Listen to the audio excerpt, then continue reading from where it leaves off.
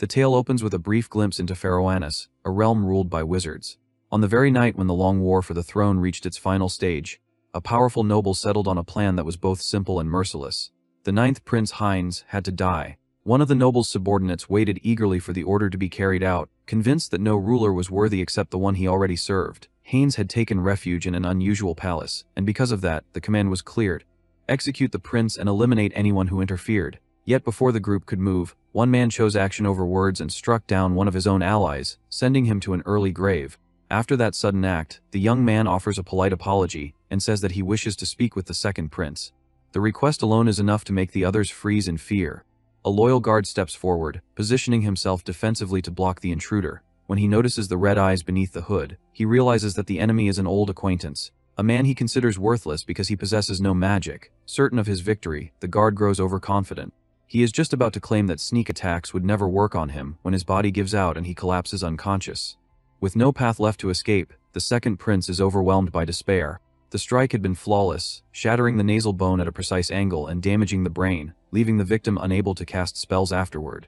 Even after defeating that opponent, the boy senses another wizard still standing and ready to fight. A spell drawn from thunder spirits is about to be unleashed, but the caster is caught off guard when the boy kicks first, violently reshaping his jaw. The attacker even remarks that the wizard is free to leave if he wishes. Unable to chant spells, the warrior attempts a technique that requires no words. That decision ends badly, as a single blow sends him tumbling down the stairs. From where he stands, the second prince can only wonder how both a skilled swordsman and a Class A wizard were defeated so effortlessly.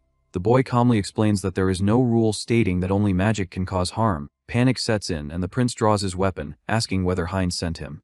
Despite being an assassin, the young man states that this is not the case. He explains that he is there because of a friend, a claim that nearly drives the prince mad. The prince insists that it is impossible for a Gerudo to be friends with someone of royal blood. Desperate, he asks what price would buy his life. Hearing those words forces the intruder to relive painful memories, and he decides to end the matter quickly. Not long after, the death of the second prince is officially announced as the result of an illness, and the coffin remains sealed.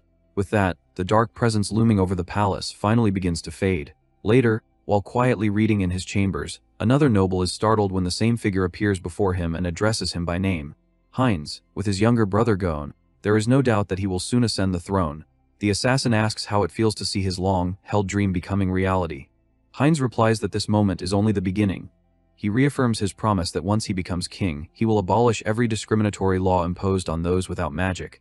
Having known him for so many years, the assassin does not question his sincerity, as their bond is genuine. Soon, however, the issue of a Gerudo being barred from the coronation is raised. Heinz makes it clear that he will personally grant permission, which excites his companion. The assassin understands that he must avoid causing unrest and accepts that changing society will take time. With that in mind, Heinz suggests that his friend return to his hometown for a while. The assassin agrees, believing that rest is well deserved now that the war has ended. Later that day, he wrings out a cloth and cleans himself as thoroughly as he can. Carrying a lantern, he explores what appears to be an abandoned place, filled with arcane books and training dummies. It is difficult for him to accept that a life defined by constant combat may finally be over. Because he lacks magic, no one can sense his presence, a trait that has always been invaluable in his line of work. From the beginning, he knew his most dangerous enemies would be powerful wizards, along with swordsmen and martial artists. Realizing this, he once proposed learning magic himself if strength alone was not enough. Heinz had immediately reminded him that he lacked the gift, but the decision had already been made. He resolved to study magic harder than anyone else and train his body until he could overcome that weakness. That was the pact the two of them made before everything began. As he revisits the old study materials, the assassin reflects on how long and exhausting the war truly was. The next day, during a routine walk, a vendor calls out to him, inviting him to check the latest goods at the stall. Fresh pineapples are on display, a rare sight in that region. The boy considers buying one as a gift for a companion, confident it would make her happy. The merchant names the price as a single copper coin, but when he notices the red eyes beneath the hood, he immediately refuses to sell. In response, the assassin pulls out 2 silver coins and asks whether the man truly wants to do business. As expected, murmurs ripple through the crowd as people comment on a Gerudo walking openly among them. As the boy continues forward, others step aside, afraid they too might be cursed. The so-called curse belongs to the only race without magic, the Gerudo. Years earlier, a king decreed that the Gerudo would be treated like livestock by the Alcair, establishing a hierarchy based entirely on magical ability. They were enslaved, used as expendable soldiers in wars, and subjected to massacres that were not only ignored but later encouraged. In time, Nearly every problem in the country was blamed on the Garuda, a convenient narrative for the monarchy. The thought makes the assassin feel sick. Even so, all he can do is hope for a future where everything changes completely. Along the road he notices a small girl trip as she struggles to keep up with her friends, falling into tears. Acting as any responsible adult would, he stops to help her. When she sees his red eyes, she hesitates for a moment. Her reaction, however, is not fear or disgust, but admiration. It is the first time anyone has looked at him that way. The child soon runs off, leaving the Garuda behind with an unfamiliar sense of hope. More than ever, the idea of being treated as an equal feels close at hand, and he knows this is only the beginning. Much later, as night settles in, the young man finds himself hesitating after 10 years away from home, wondering how he will be welcomed if anyone is still there to welcome him at all. Memories surface uninvited. Long ago, inside their small cabin, his mother had scolded him for playing with a knife instead of handing it over properly. Even when she told him he needed to find work, her tone had never felt demanding. It had always sounded like concern. She had wanted nothing more than for her son to find his place in the world and give his best effort. Aware that life would not be kind to him, she had reminded both him and his sister that they would always be welcome to return. Even now, 10 years later, he still carried an amulet tied to those moments, a quiet reminder of family and warmth. That sense of comfort shatters the moment he steps closer. Despite the late hour, the area is bright as day, lit by raging flames, and the heat is suffocating. In an instant, the hopeful future the assassin had imagined collapses. Faced with so much fire, his first thought is not fear, but a desperate question of whether anyone is still alive. For the first time in years, he speaks his name aloud, Van announcing his presence as if doing so might anchor reality. What answers him instead is horror. He finds a resident sprawled on the ground, body broken beyond recognition. Then another, and another. Some are not merely dead, but executed, their bodies hanging from a tree as a warning. Every face is familiar. The sight crushes his thoughts until they barely function. To Van, it makes no sense that criminals would go this far, but reason matters less than urgency. He needs to find his mother. He needs to find his sister, Rena. Everything he had done until now had been for them. His greatest dream had been to reshape the country into a place where they could live without fear. That dream dies the moment he reaches the spot where his home once stood. There, like the others, a body hangs lifelessly. As Van moves closer, his heart stops. He recognizes his mother. She is still alive, barely, and tries to speak, but the shock locks his body in place. His mind refuses to accept what his eyes are seeing. That denial shatters when he suddenly hears his sister's voice. Rena, gravely injured, is still breathing. She collapses moments after calling out to him.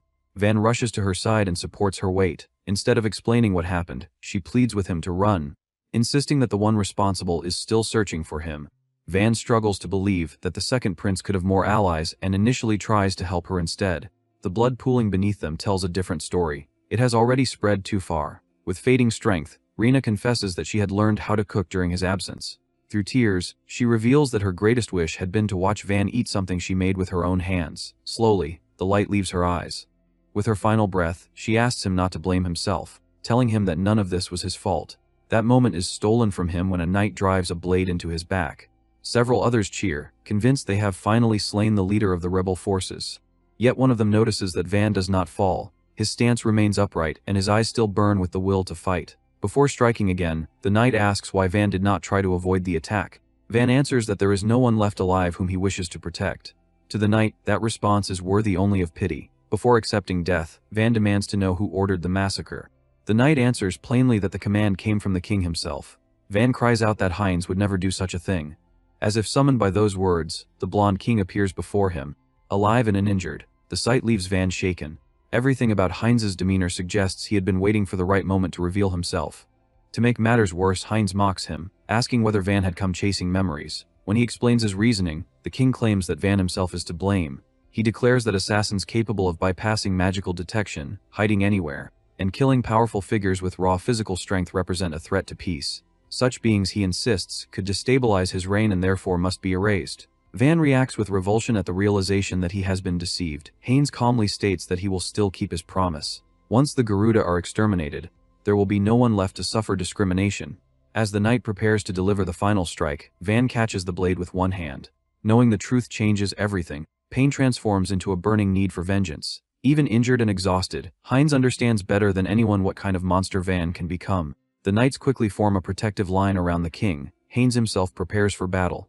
In the blink of an eye, Van breaches the first line of defense. Drawing on the secret shadow technique of his bloodline, he unleashes the attack known as Final Bloom. In response, Heinz gathers all his magic and releases Lucis Sagittarius. The clash between the two former friends shakes the battlefield. By the time the night deepens, the knights lie scattered across the ground.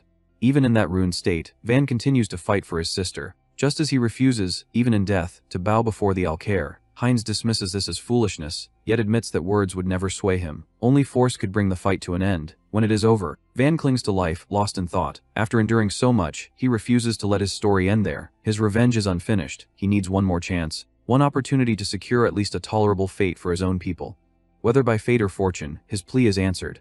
When his eyes close on the cold ground, they open again in a room so familiar it feels unreal. Reina comes up the stairs, asking whether her brother has finally woken up. Van shouts, asking if she is safe, but she reacts with confusion. Clearly unaware of anything being wrong, certain that this must be a dream, Van listens as she insists that he hurry and get dressed. It is his birthday, she reminds him. Their mother appears soon after, encouraging him to get out of bed. When Van looks into the mirror, disbelief washes over him. He has gone back 10 years. It is his 15th birthday. To celebrate, the family is preparing a picnic. His mother and sister comment that staying indoors on such a beautiful day would be a waste.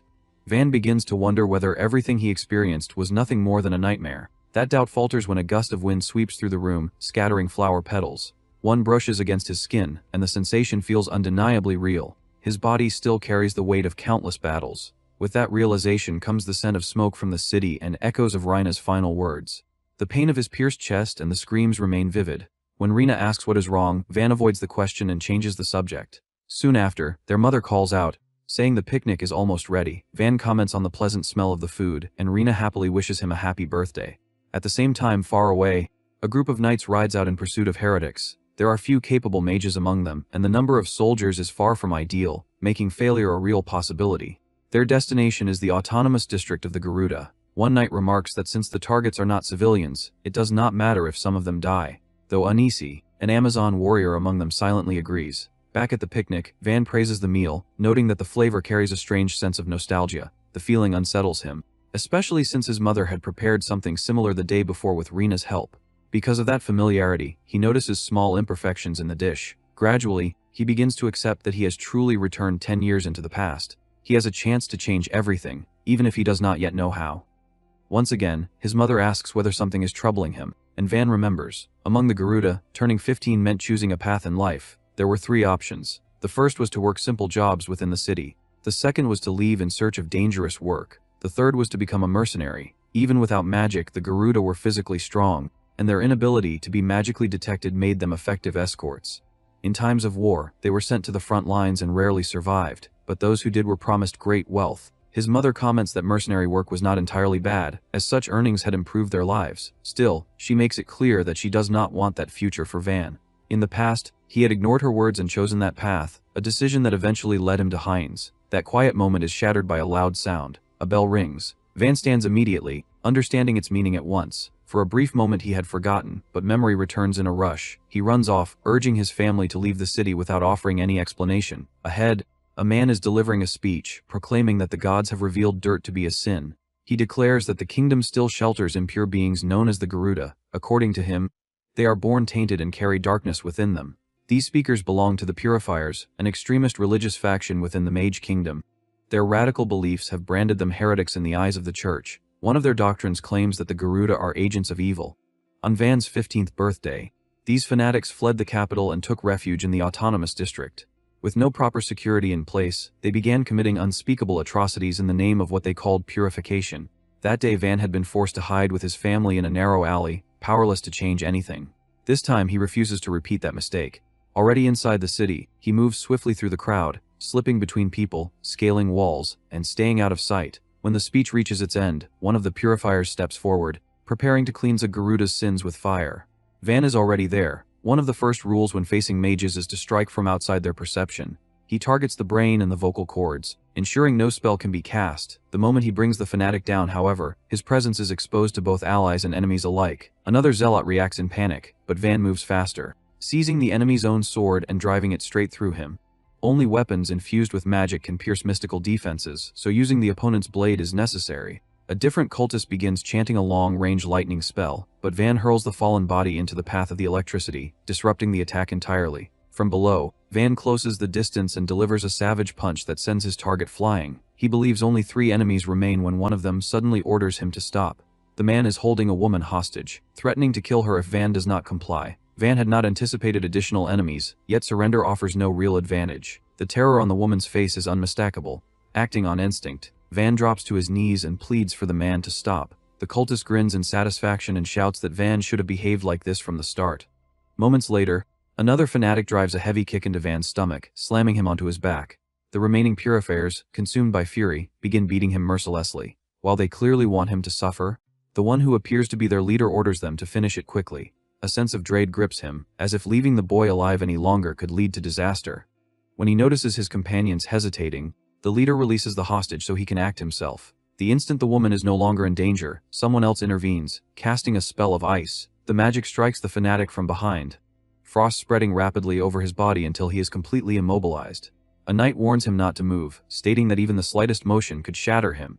Invoking the kingdom's justice, she orders the arrest of all the fanatics, leaving the leader pale with fear. Van cannot help but wonder why, in his past life, reinforcements had arrived far too late. Even now, the cultist tries to command his followers to kill the hostage, but they remain frozen like statues. With that, the knights move in and disarm each of them, leaving Van face to face with the woman who saved him. She has witnessed everything Van did. Instead of reprimanding him, she openly credits him for the outcome. She reasons that the fire mage Van defeated alone could have reduced the entire city to ashes. While she admits she could have defeated him herself, she explains that she was devising a strategy to minimize collateral damage. Van's intervention, it seems, was what prompted the kingdom to act without delay. She then asks what reward he desires for his actions, but Van simply expresses his gratitude for her help. Curious, she asks his name, and upon hearing him identify himself as Van, she introduces herself as Helene. Even after Van refuses any reward, Helene invites him to visit the Magic Academy, a suggestion that leaves him completely stunned. Upon hearing the academy's name, Van asks whether it belongs to the kingdom. Helene confirms this and adds that even commoners may enroll if they show sufficient talent. Van recalls hearing of the academy in his past life, knowing that many legendary warriors and wizards emerged from its halls. Still uncertain, Van asks why she chose him in particular. In response, Helene suggests they speak somewhere else. She takes his hand and pulls him along with little regard for resistance, asking him to lead the way since he knows the area better. After several minutes and a river crossing, they arrive at a secluded location where no one can overhear them. There, Helene remarks that it would be the perfect place for an assassination.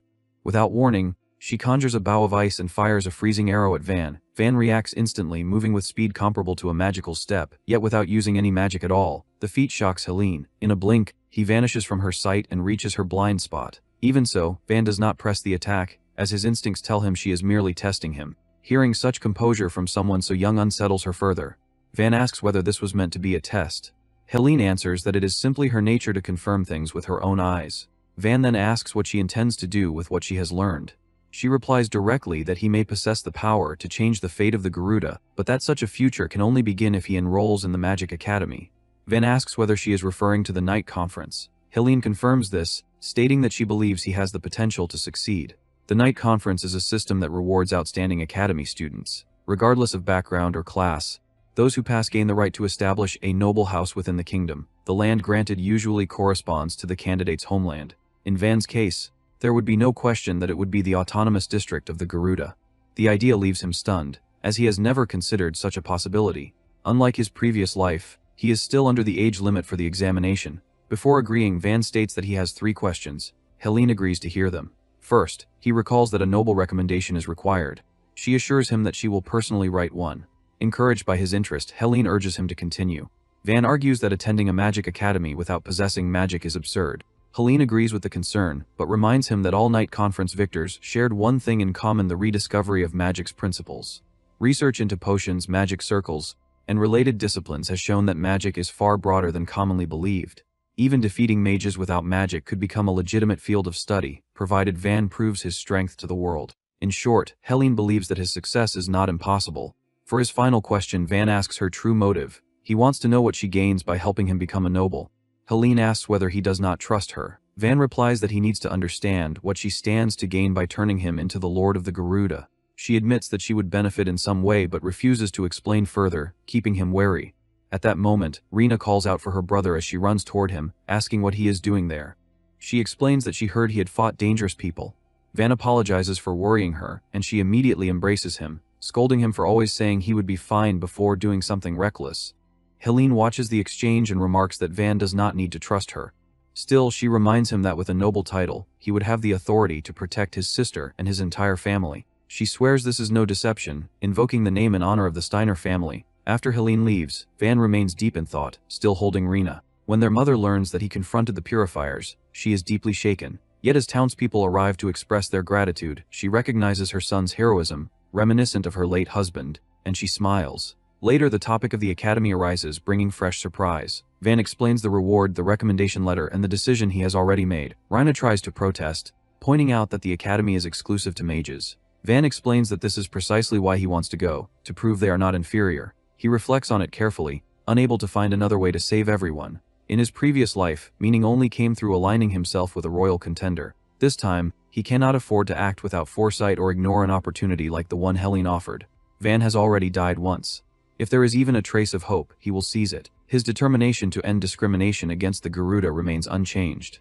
This resolve shocks both his mother and sister. His mother sees in his eyes the same expression his father once carried. Though she admits she is unsure whether she agrees, she realizes she cannot stop him. When Van asks if she can forgive him, she acknowledges his stubbornness as an inherited trait and accepts reality, prompting a sincere thank you from her son. Changing the subject, she asks how he intends to pay the academy's registration and tuition fees.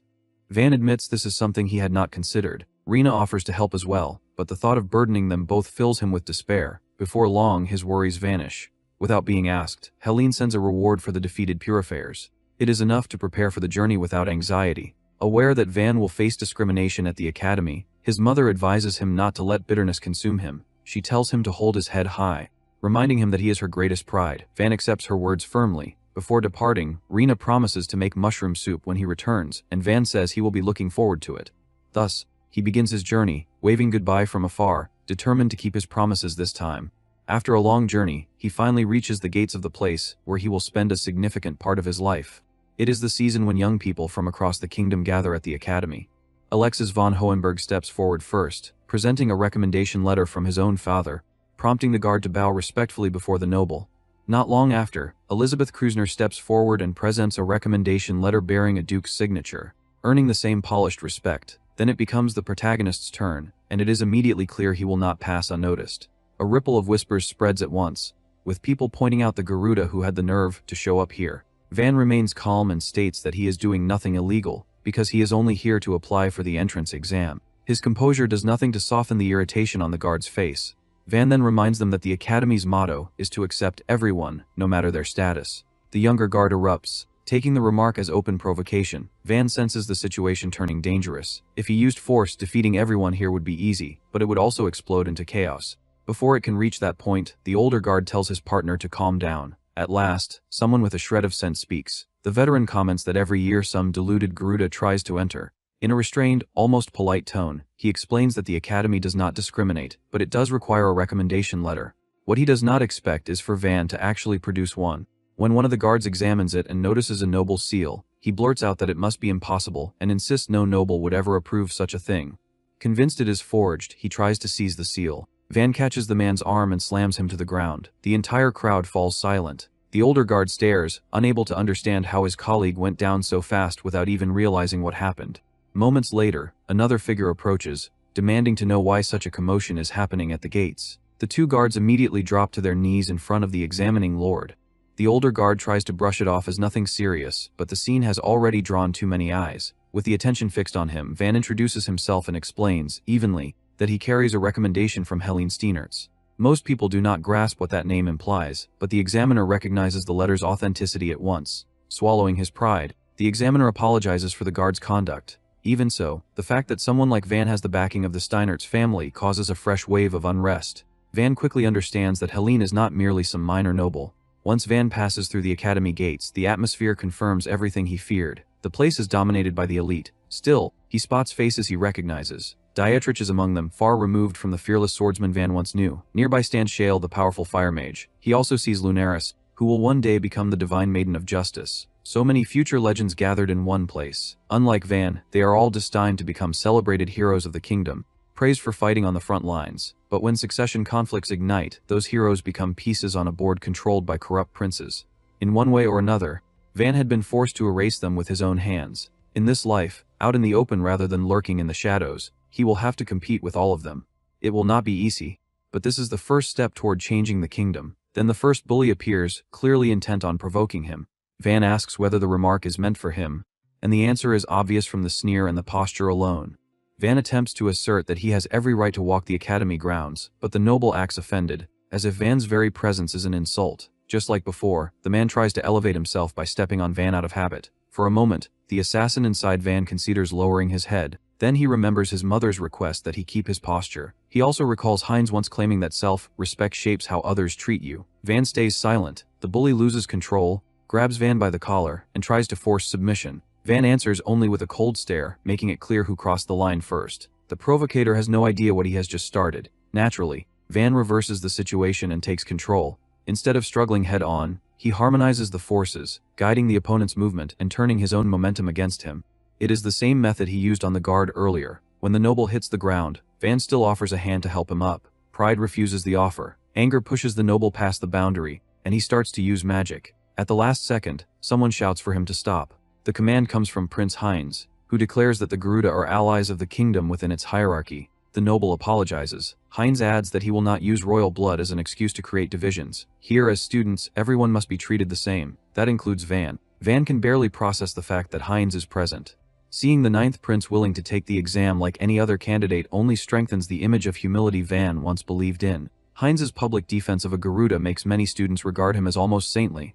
Van remembers Heinz mentioning the academy in conversations long ago. Now, in the present, Heinz brings it up again, commenting that Van seems tense. Trying to build rapport, Heinz says that he feels the same anxiety because the exam is notoriously difficult. He then insists there is no need for fear and offers his hand with a warm, practiced smile. Anyone would be disarmed by such kindness. But Van now knows what hides behind that mask. He knows about the filth beneath it all. For a single breath, Van recognizes the opportunity. This would be the perfect moment to kill Heinz. Yet doing so would be reckless, and would destroy everything that brought him here. Heinz keeps his hand extended. Van does not take it. Instead, he offers some excuse and leaves the prince's hand hanging until Heinz lowers it himself. Immediate murmurs break out. Such disrespect towards someone who might become king sparks outrage, especially among those who already resent Van, including the noble who was humiliated moments earlier. Before the tension can erupt again, the examiner steps forward and announces that registrations for this year's exam are now closed. He then states that he will guide the candidates to the entrance of the so-called shaded forest. The announcement makes many go pale with anxiety. At the exam site, with everyone assembled, a coordinator welcomes the applicants and explains that the shaded forest will serve as the arena for this year's entrance test. As everyone already knows, the academy exists to refine the elite and shape those who will govern the kingdom. It has never concerned itself with educating the rabble. Anyone who wishes to remain here must prove they possess at least a minimum level of power. The shaded forest is infamous for holding an enormous concentration of magic, and the candidate's mission is to retrieve a flower saturated with that energy. The bloom is called the Tear of Heaven, and it grows only in that place. The problem is that the creatures living in the region are also saturated with magic. Van knew there would be a practical trial, but he had not expected to face magical beasts. Direct interference between candidates is forbidden, but cooperation is permitted. Even so, the group must gather enough flowers to guarantee acceptance for the entire team. 2 large teams will be formed, and the time limit is strict. They have only until sunset. Additionally, each candidate receives a badge from the Guardian. It can be used to request rescue if their life is in danger. However, asking for help results in immediate disqualification. With that, the exam officially begins. Students quickly cluster into groups, choosing allies whose skills complement their own. Van ends up alone. He believes solitude will give him more freedom to move. When his turn comes to receive the badge, the examiner hesitates, clearly reluctant to place it in Van's hand. Still, the object is handed over. Van steps forward, leaving under the watchful gaze of that noble once again. Inside the forest, danger arrives immediately. A magical beast appears without warning, giving him no time to prepare. Van identifies it at once as a medium-sized demonic creature. Creatures infused with magic are generally called demonic beasts. They possess physical strength beyond ordinary humans and can wield magic as well, making them more dangerous than many spellcasters. And as Van reflects on it, he realizes that ever since becoming an assassin, until that moment, Van had only fought people. Even so, he does not hesitate. He advances and drives a direct punch into the creature's abdomen. He had long since mastered techniques designed specifically to deal with monsters like this. The blow is not only brutal but reinforced by momentum, generating shockwaves that travel from the surface deep into the body. This method is difficult to apply against thinking opponents, but it is ideal against beasts that attack on instinct alone. During his years as a mercenary, Van had encountered magical beasts on several occasions and had prepared accordingly. Because of that, he briefly remarks to himself how unlucky the 2 boys hiding in the distance truly are. Still, he does not worry much. The The noble and his companion apparently have not even realized a battle is happening. The aristocrat assumes Van must have relied on poison, while the other remembers that interfering in the exam is forbidden. In any case, the examiners have no intention of allowing a Garuda to advance, especially one who openly disrespected a prince. Even if he were to die, no one would be held accountable. Elsewhere, one of the examiners follows the older guard to a secluded gate and orders him to bring the key. Although the knight tries to argue, no reasoning is enough to dissuade him. The examiner intends to use the trump card sealed behind that gate to hunt down the boy who dared to take part in the exam. According to academy regulations, a candidate with a recommendation cannot be directly eliminated, but allowing him to pass would stain the academy's prestige unless an accident occurred. The knight tries to warn him of everything that could go wrong, but the examiner insists. Van is acting alone, and no one of importance has approached him. With the key retrieved, the seal is broken. The examiner orders the cursed beast to be released, commanding it to eliminate the Garuda in the name of the Royal Academy's pride. For reasons he cannot explain, the second examiner feels an ominous unease, sensing that this year's exam will bring serious trouble. When he notices his colleague returning, he asks where he has been. The examiner casually replies that he made preparations for what is to come, leaving the other on high alert. Back to Van, as he continues through the forest, he finally finds what he was looking for. A cluster of flowers exactly matching the description. It is his first time seeing the tears of heaven. If he collects them and returns, his approval is guaranteed. That is when his pursuers finally reveal themselves. One of the nobles remarks that Garuda truly do have keen senses, comparing them to dogs. Van responds that from experience. He knows cowards always attack from behind. The aristocrats bristle, determined to shatter his composure. Deep down, Van knows they are here only because they were humiliated in front of the other candidates. He states that such behavior is expected from prideful children and calmly takes his stance. The noble explodes with rage. Without wasting more time, the two begin preparing their magic. They form a pair consisting of a magical swordsman and a conjuring mage. Magical combat styles are generally divided into three groups. Spellcasters are known simply as mages. Those who channel mana into weapons are magical swordsmen. Those who reinforce their bodies with mana to increase strength and speed are magical martial artists. Teams composed of different styles are usually effective at exploiting weaknesses. Even so, Van quickly realizes that neither of his opponents has real experience killing. They are reckless enough to try, but they lack resolve. Even so, he cannot kill them in self-defense. The death of a noble inevitably brings retaliation from their house. The aristocracy of that era still carries the violent temperament forged during wartime. This time, Van wants to walk a different path. He decides to avoid assassination techniques and simply defeat them. The noble fixates on Van's unshaken gaze and charges forward with his wind blade dance. Van dodges most of it but still receives a shallow cut on his forearm. The attacker is visibly irritated that the strike did not finish him. He begins boasting, declaring that the Voltric family is renowned for its mastery of wind magic. In an arrogant tone, he claims that he will spare Van if he begs for mercy. Van answers with mockery, ironically asking whether the Voltric's specialty is cooling people down in the summer. The remark pushes the noble into a fury. Abandoning restraint, he summons a violent storm that seems to tear at the sky itself. Van is forced to retreat, focusing entirely on evasion. This surprises the noble, as Van can clearly see the flow of magic whenever the man's bloodlust spikes. The instant the storm subsides, Van counters with overwhelming force. Seeing his partner fall, the magical swordsman panics, raises his enchanted blade and leaps at Van. Van immediately realizes the enchantment is basic. Without a direct hit, the sword poses no real threat. Normally, a blade moves 2 or 3 times faster than a punch. Even so, thanks to precise footwork, Van ignores the weapon entirely and strikes the wrist, deflecting the attack. Exploiting the opening, he follows up with a short, sharp blow to the arm, sending the swordsman crashing to the ground. Despite their frustration, Van asks whether they intend to continue, making it clear that from this point on, he will not guarantee their safety. Shocked, the noble retreats, swallows his pride, and apologizes. Then Van feels it. A strange presence. He instinctively ignores the aristocrats and, upon grasping the danger, shouts for them to flee immediately. Before any of them can react, the unleashed beast charges in,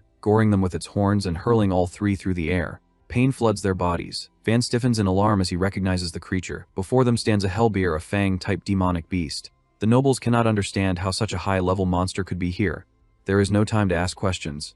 The beast is already charging again. Creatures like this are also called cursed fangs. Wrapped in magical power comparable to that of a sage, the monster radiates death. Van warns that if they can still move, now is the moment to run.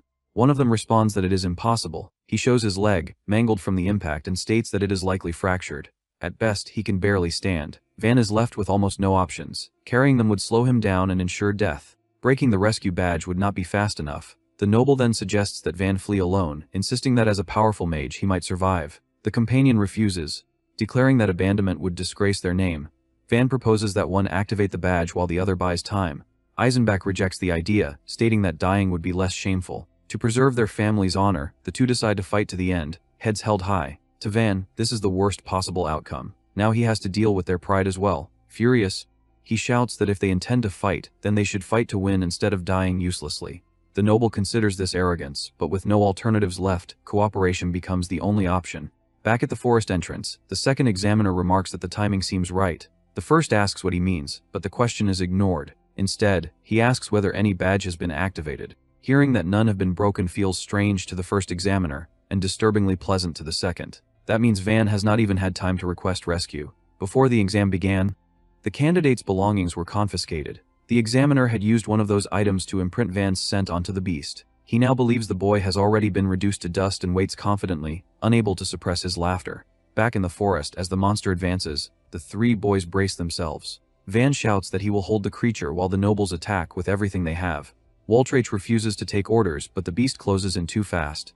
Sensing the imminent danger, Van throws himself forward at the last moment. This time, he uses assassination techniques, repeating the crushing blow from earlier and turning the monster's own speed against it.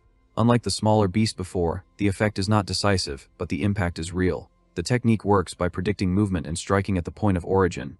When a quadruped attacks, the head always moves first. Van disperses the force through multiple layers of penetration, but panic rises when he realizes he is not reaching the inner organs. His younger body, reduced in muscle mass and height after returning 10 years into the past, is noticeably weaker. He has done all he can for now. He shouts, and Waltraich casts the Scarab spell. Blades of wind crash into the hellbear. Immediately after, Eisenbach charges with his enchanted sword, but the monster's hide proves too tough. To make matters worse, the beast enters a berserk state. Van yells for everyone to retreat, but the creature charges again, accelerating to full speed and generating violent currents of wind.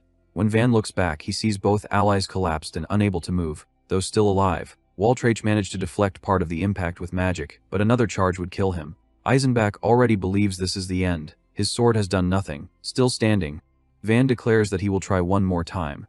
To the noble's shock, he states that on the next attempt, the three of them will finish the monster together. Waltraich questions whether Van has not realized that their magic is ineffective. Van responds by suggesting that he mix stones into the spell to increase its destructive force. For Eisenbach, he advises focusing on driving the blade into the creature's weakest points. Waltraich asks in disbelief what Van is thinking. To him, it is obvious they have no chance. Van could still escape, and Waltraich admits he would not blame him after everything they tried to do earlier. Van answers that he is not here for revenge. He explains that his only wish is for his race to be recognized as part of the kingdom. Because of that, he cannot abandon companions from the same nation he wants to belong to. The words hit Waltraich like a blow. Reality sets in, along with crushing guilt over his actions. At that moment, the hellbear prepares for its final charge. Van notices and shouts for them to execute the plan. On Van's signal, Waltraich activates his wind blade dance again. Following the suggestion, he incorporates stones into the spell, renaming it Black Dust Sky Cutter. A dark, sand-laden blade descends violently upon the fanged beast. The attack obscures its vision. Van announces that it is his turn and charges forward. The shoulders of quadrupeds function differently from those of humans. They are not directly connected to the spine, allowing flexibility in the front legs but sacrificing stability.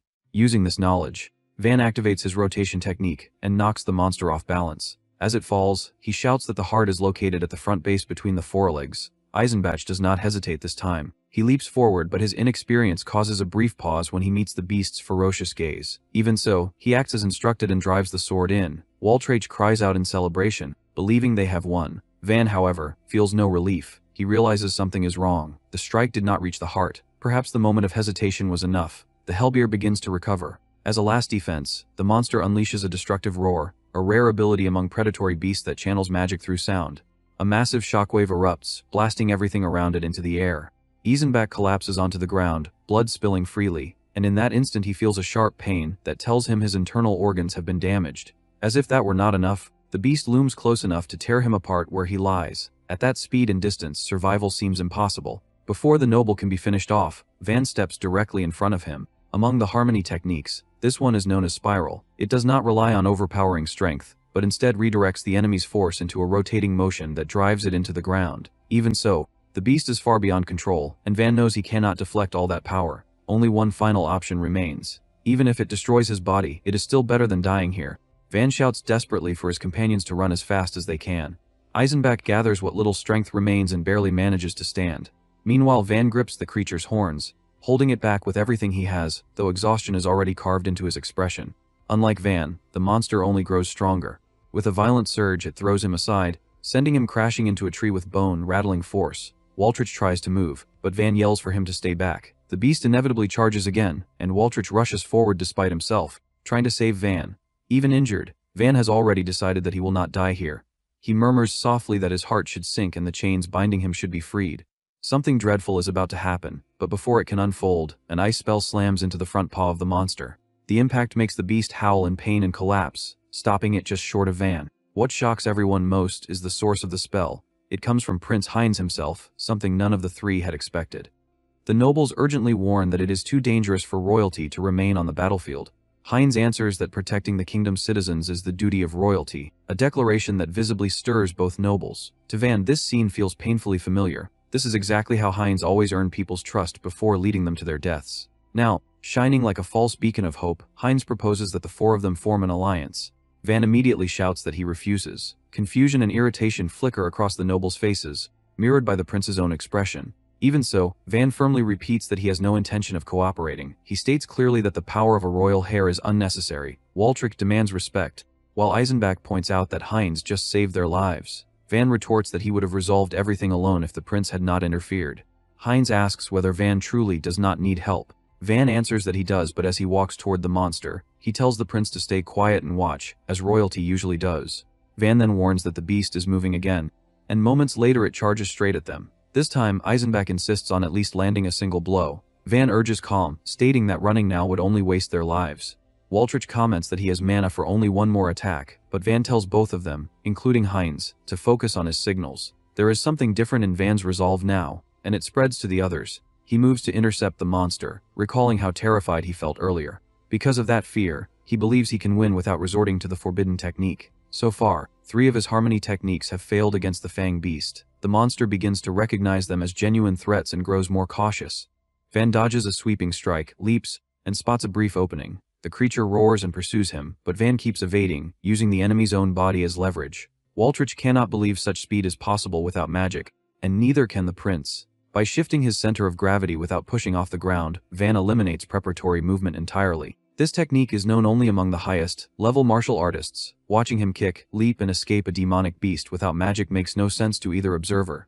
In a final maneuver, Van steps directly onto the monster's head, leaving the nobles stunned. Heinz, however, understands that attacks without magic are little more than caresses to a creature of this level. As the beast continues fighting, he believes the situation is about to spiral out of control.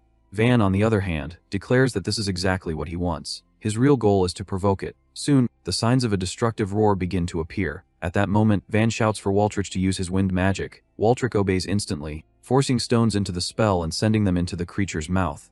The debris blocks its airways, causing the beast to collapse. Without hesitation, Van leaps onto it, meeting it face to face, and prepares his crushing double strike known as Twin. The blows land simultaneously at the center of the demonic beast's skull. Shockwaves from both sides converge into a single point, like ripples colliding on water. The result leaves the creature completely incapacitated. With the first steps complete, Van signals Eisenbach, who spins his sword once and cleaves the beast apart. The nobles stand frozen in disbelief, struggling to comprehend that they have defeated a high-level monster. Eisenbach asks what Van is doing. Van answers only by staring silently at Heinz, then turning away and offering his hand to help Eisenbach up.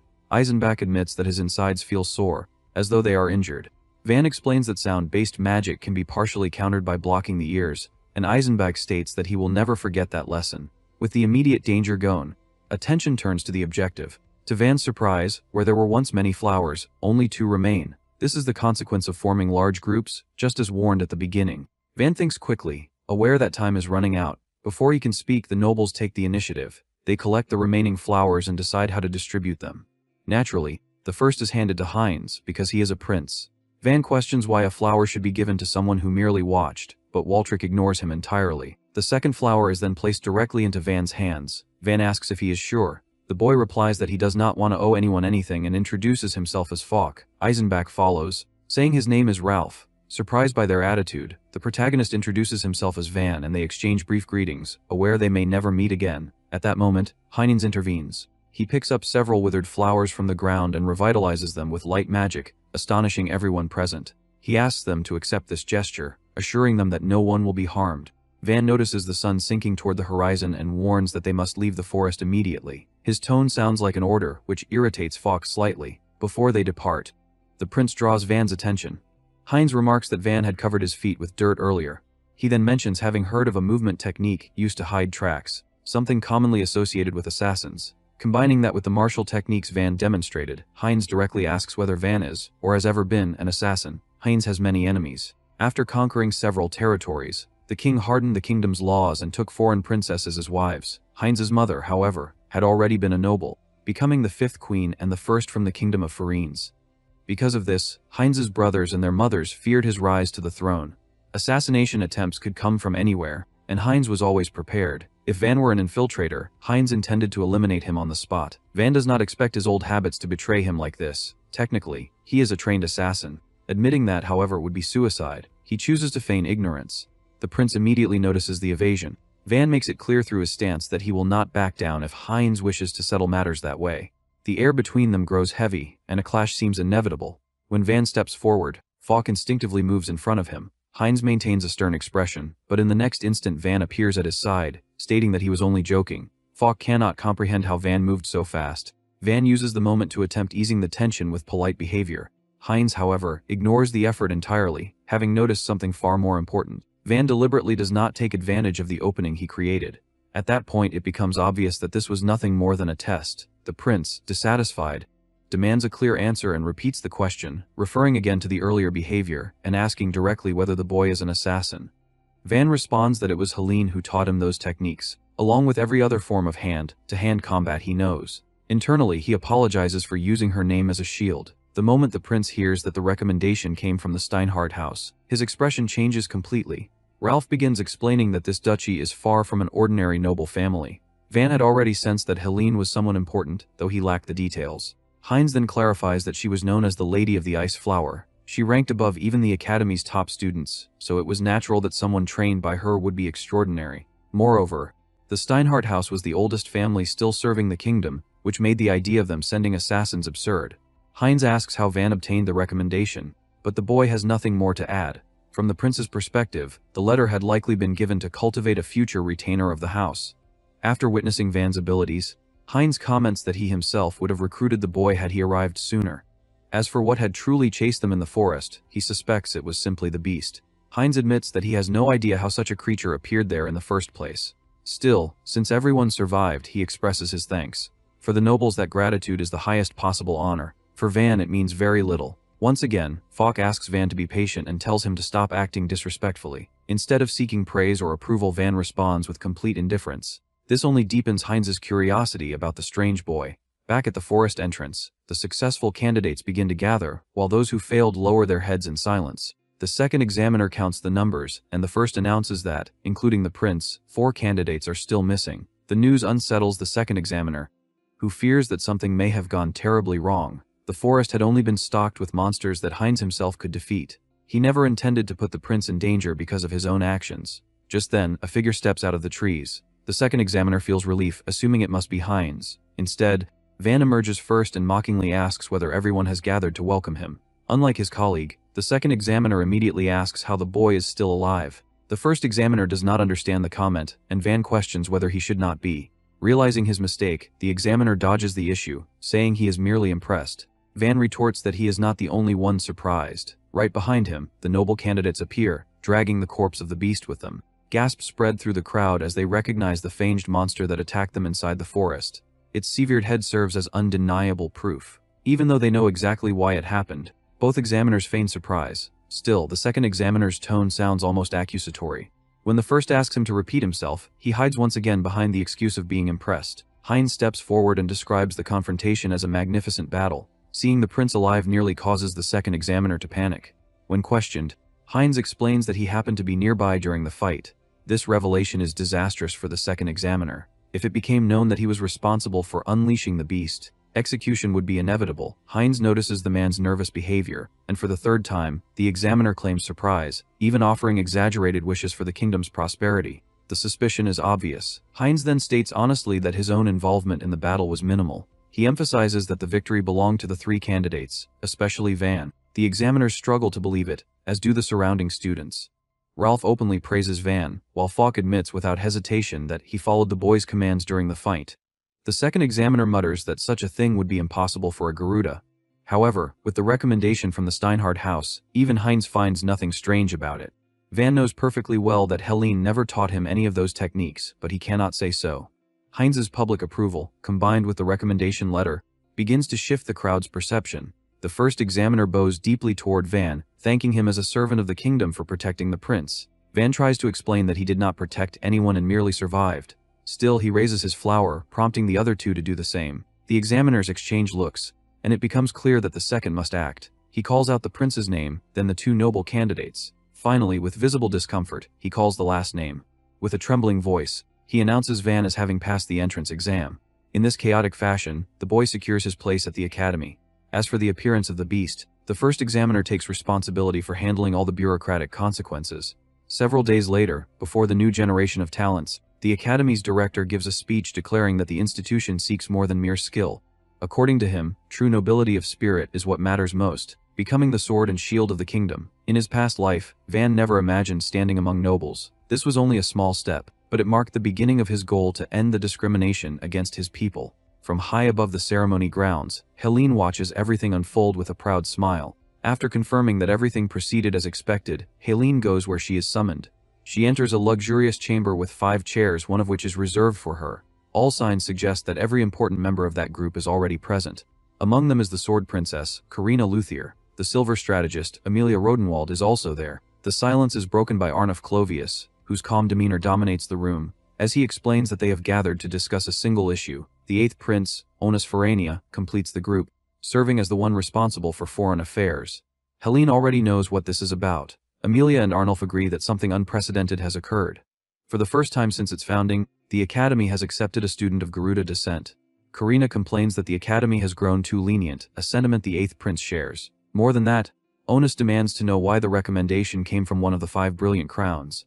His tone makes it clear that he expects an explanation. Helene's choice places her in a delicate position. The Academy is filled with sons and daughters of nobles, all wielding great magical power and equally great pride. When that pride clashes, conflict is inevitable. To restrain such chaos, a group of idealistic students once took on the mantle of the 5 brilliant crowns. Once again, Onus asks what Helene was thinking when she recommended a Garuda.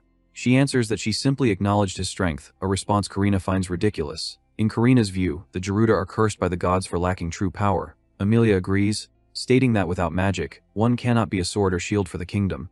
Onus supports this belief, as it reflects the prevailing ideology of the nation. Helene counters that this belief is merely convenient, embraced by those unwilling to think beyond established norms. Her words strike the prince, leaving him visibly offended. Arnulf then proposes a simple solution: test the boy and judge for themselves. Onus approves of the idea and asks Helene what she thinks. If Van proves weak, her recommendation will be questioned. Even so, she does not object. Instead, she warns that whoever is chosen must not underestimate him, or they will end up humiliated. To everyone's surprise, Karina volunteers to personally test the boy's abilities. Even the prince does not expect someone from the 5 chairs to step forward for this task. Helene asks whether something about Van had drawn Karina's attention. Karina answers coldly that she simply wanted to crush him, if only to shatter Helene's confident expression. Back in the protagonist's daily routine at the academy, the atmosphere is filled with chatter about lessons, assignments, and unfinished work. A full week has passed since Van's enrollment. To his own surprise, he has been living in relative peace, aside from the occasional provocation that never quite escalates. One day during class, the most arrogant instructor abruptly asks whether Van can explain the theory of the 4 elements in magic. The room falls into immediate silence.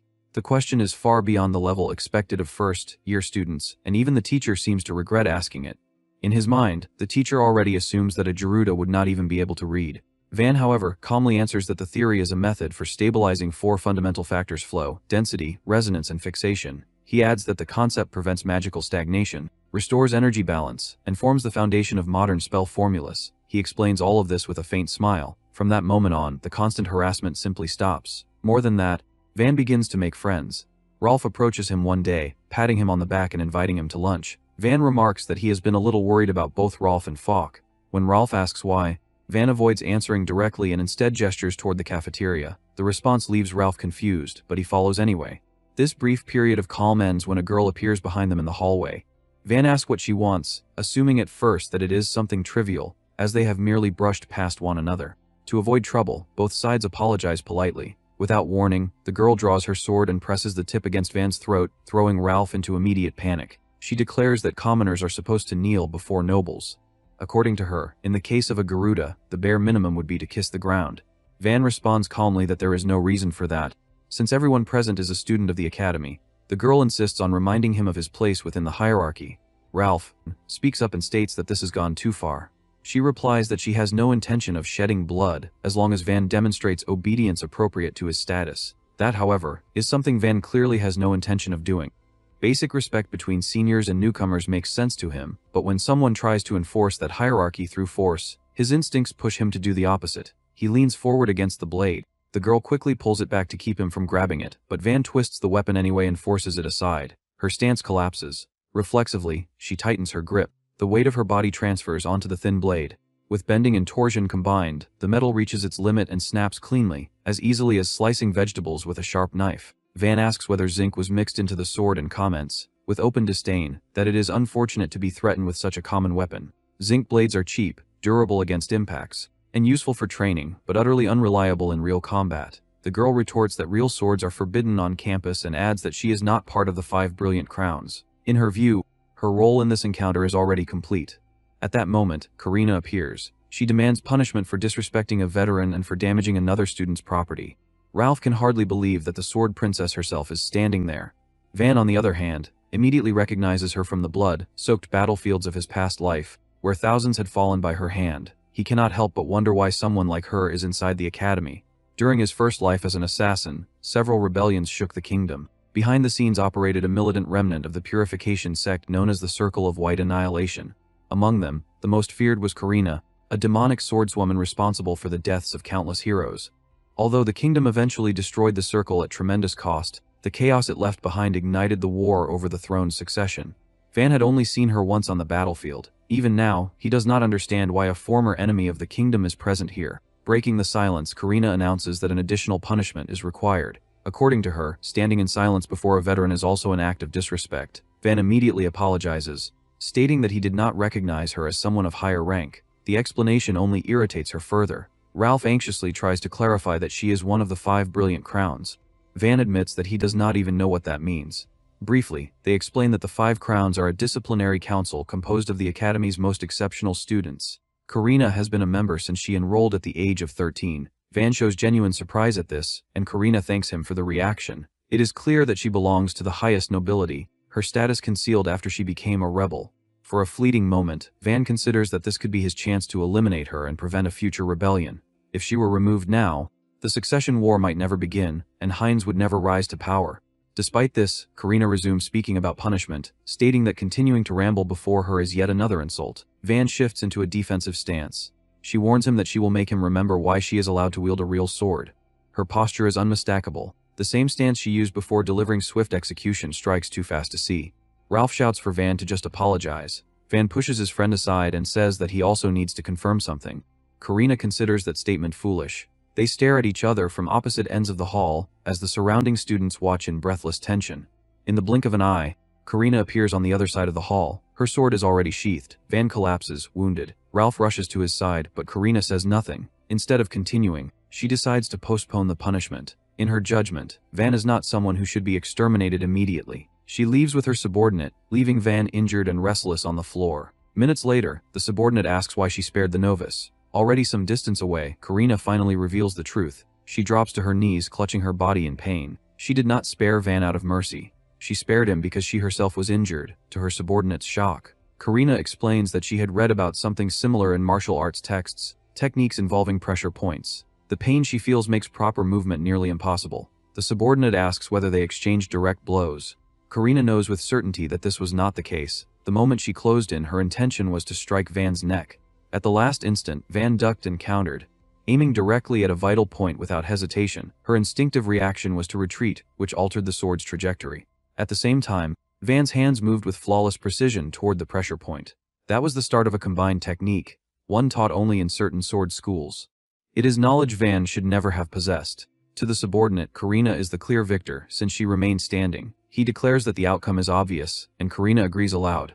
Deep down, however, she knows the truth. Strikes to pressure points are not lethal. That means Van tried to defeat her without causing permanent harm. In a real battle, the result could have been very different. And more than anything else, she realizes she underestimated him. Annoyed, Karina declares that next time she will come far more prepared. From the protagonist's point of view once more, Ralph carries Van through the corridors and asks what it was that Van wanted to confirm during the confrontation. He explains that he had been worried and, naturally, curious. Van, however, dismisses the matter as unimportant. He reflects that despite Karina's harsh words, she did not use a real sword, and her magic felt different from the terror she embodied in the past. That alone suggests a measure of restraint. Almost absent-mindedly, Van even remarks that she was surprisingly kind. The clash convinces him that the Karina of this time is not the same monster he once faced. As they head toward the infirmary, Van begins to think that perhaps changing her future is possible, rather than killing her outright. The next day, Van enters the classroom and walks to his desk as usual.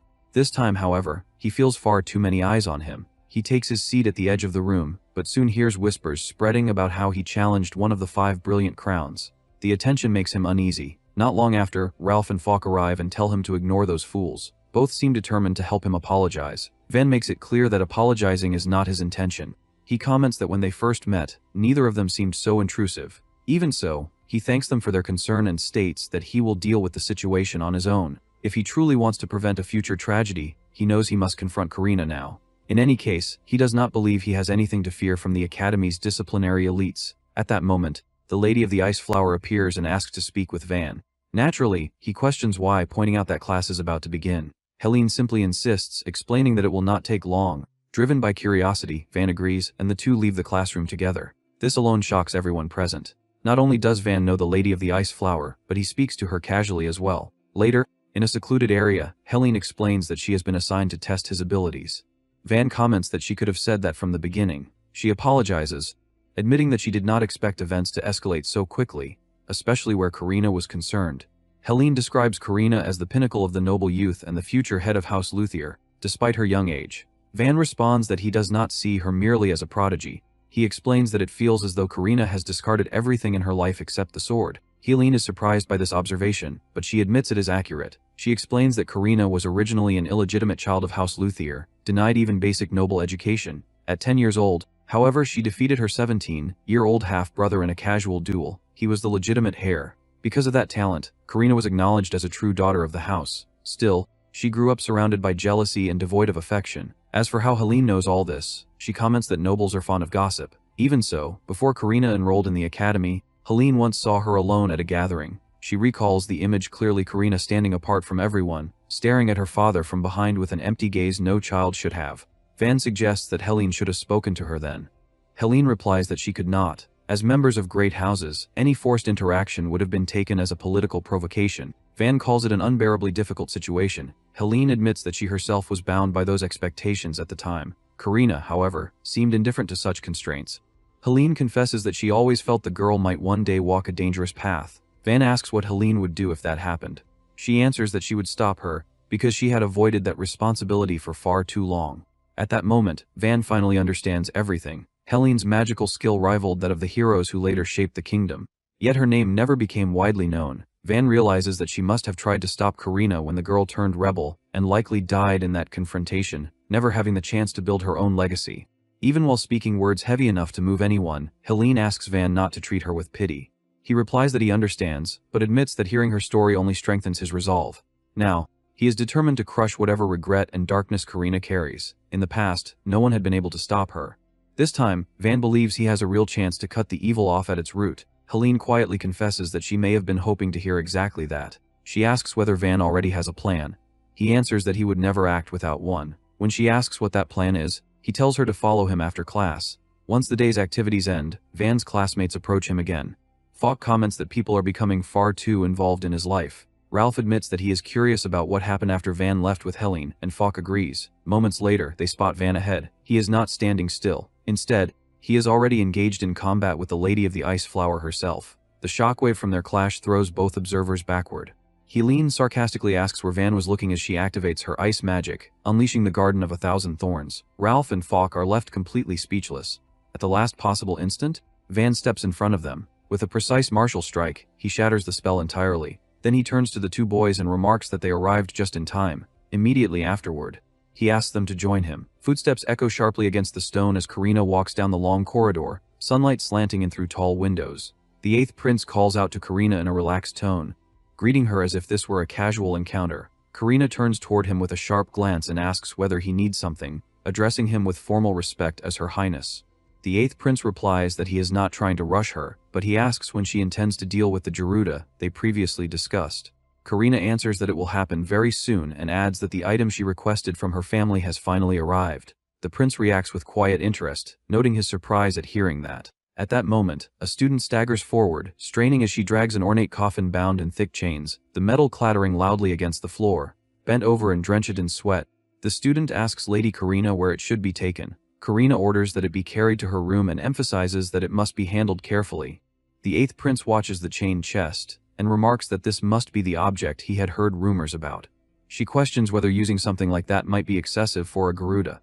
He responds that it is not excessive in the slightest. For someone like that, someone like a bare blade given human form, there is no more appropriate stage. The 8th prince smiles faintly. Not long after, a notice spreads throughout the academy, drawing students together in front of the announcement board.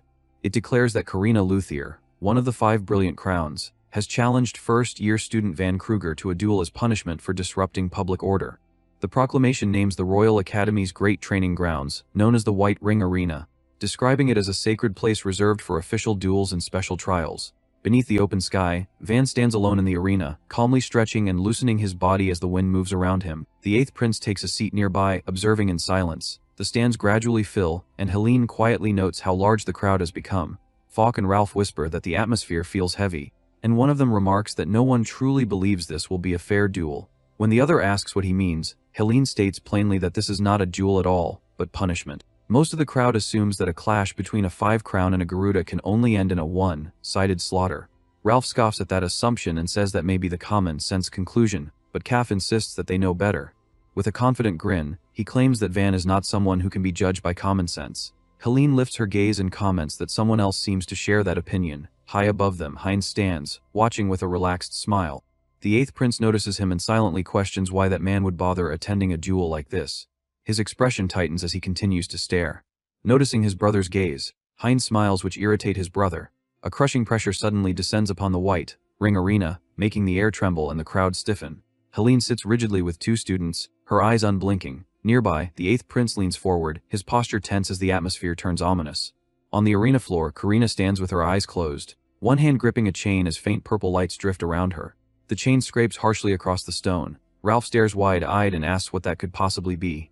Helene breaks into a cold sweat, thinking that Karina could not truly have brought that out. In the center of the arena rests a massive coffin, like chest, and Karina stands before it, the heavy chain coiled in her grasp. Van faces her with a thin smile and remarks that it must be his coffin, adding that it is surprisingly thoughtful of her. Karina glares and orders him to stop joking. Violet light begins to seethe from the coffin as blades rise within it, and Karina states that such a coffin is far too good for someone like him. Van freezes in shock, left momentarily speechless. The named sword coffin hangs over the scene as the interior expands into a radiant armory. It is explained that this artifact is a portable armory passed down through generations of the sword saints of House Luthier. Kaff mutters in disbelief, wondering what the sword saints had been thinking when they created something so monstrous. Karina reaches into the storm of light and draws a sword, her eyes burning with hatred. She declares that she will make him regret this, specifying that he will regret the day a Garuda ever set foot in the academy. Van answers coldly that she should not be the one speaking of regret and vows that he will shatter her precious coffin into pieces. Van tilts his head slightly and asks how the signal to begin will be given. Karina replies that it already has and her body moves instantly. She advances in a blur, blade first, the violet circle behind her flaring as the chain whips through the air. Van's red eyes narrow, and he vanishes from the path of the strike, reappearing so close that Karina is forced to twist mid-swing. His fist and her sword collide with a sharp burst. Van remarks that, as expected, her reflexes are excellent. Karina answers only with silence, her stare hardening as both reset and rush forward again. In the stands, students recoil. One shouts that it is far too fast, while another blurts out that it looks like instant movement magic. A third snaps back that it cannot be magic, because Van is a Garuda. Kaff clutches his head and says that no matter how many times he sees it, it looks exactly like magic. Someone names the technique Phantom Step, and Helene adds that this is indeed what it is called. He can only stare and ask what on earth that means. It is explained that most people move by pushing off the ground, creating a visible preparatory motion. Van does not do that at all. He slides his entire body forward by manipulating his center of gravity and rotating his pelvis, which is identified as the true nature of his footwork. Ralph comments that even with the explanation, He still cannot understand it, adding that it is footwork they cannot even read from this distance. Kaf agrees. Helene observes that for Karina, seeing it happen directly in front of her must feel like teleportation. She narrows her eyes, recalling that she felt the same way the first time she witnessed it in the Gerudo Florist. On the arena floor, the fight compresses into close quarters. Kaf judges that this is a favorable development, noting that Van holds the advantage at close range. Ralph points out that a longsword cannot swing properly at that distance. Karina adjusts immediately. She slides her grip up the blade, grasping the unsharpened section near the hilt, and drives the weapon forward with short, controlled power. Van's expression tightens as he braces and catches the blow at close range, the clash scraping violently. Van jumps back and Karina asks if he thought she wouldn't be able to cut him at close range. Van smiles nervously. Ralph exclaims that this is half swording. It is explained that longswords have an unsharpened section called the ricasso, and that half swording involves gripping it to control the blade in tight spaces. He comments that while it is practical on the battlefield, it is not a technique usually taught to noble ladies. Falk adds that perhaps the rumors of her becoming the next sword saint are true. Helene cuts in and states that against Van, this is a poor choice. Karina presses forward with that tight control, but Van slips inside her angle and answers with sheer speed, closing the distance before her stance can settle. The force of their collision ripples across the tiles as Van drives through her space, striking and breaking her balance. Karina is hurled upward and back, and Van pursues relentlessly, shouting that he is not finished as he keeps the pressure on.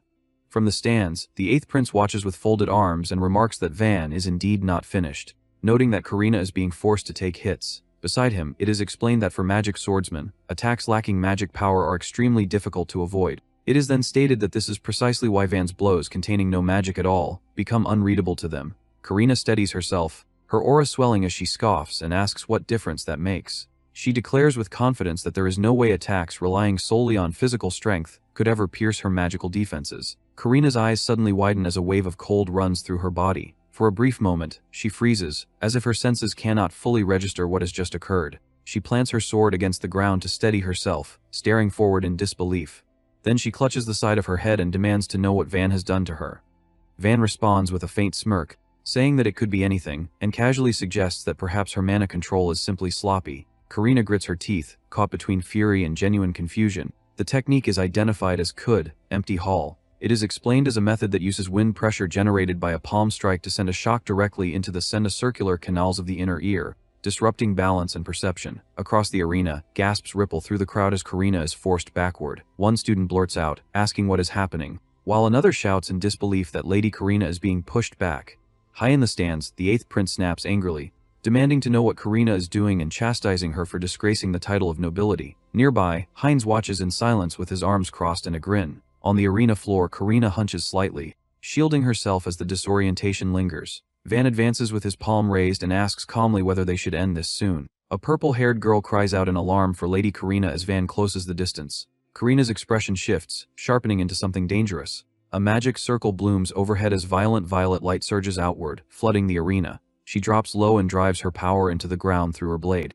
The stone tiles explode outward in a crushing wave, carving the arena floor into a massive crater. The crowd stares down at the devastation, and one student can only choke out that he cannot believe what he is seeing.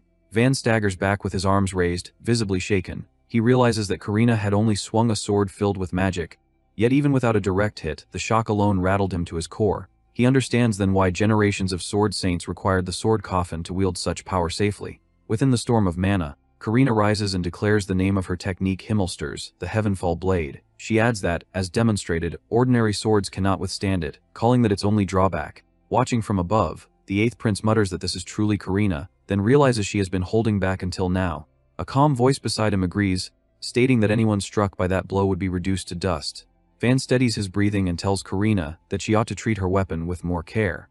Karina replies that she will, then smiles with chilling certainty and declares that she will finish everything with the next strike.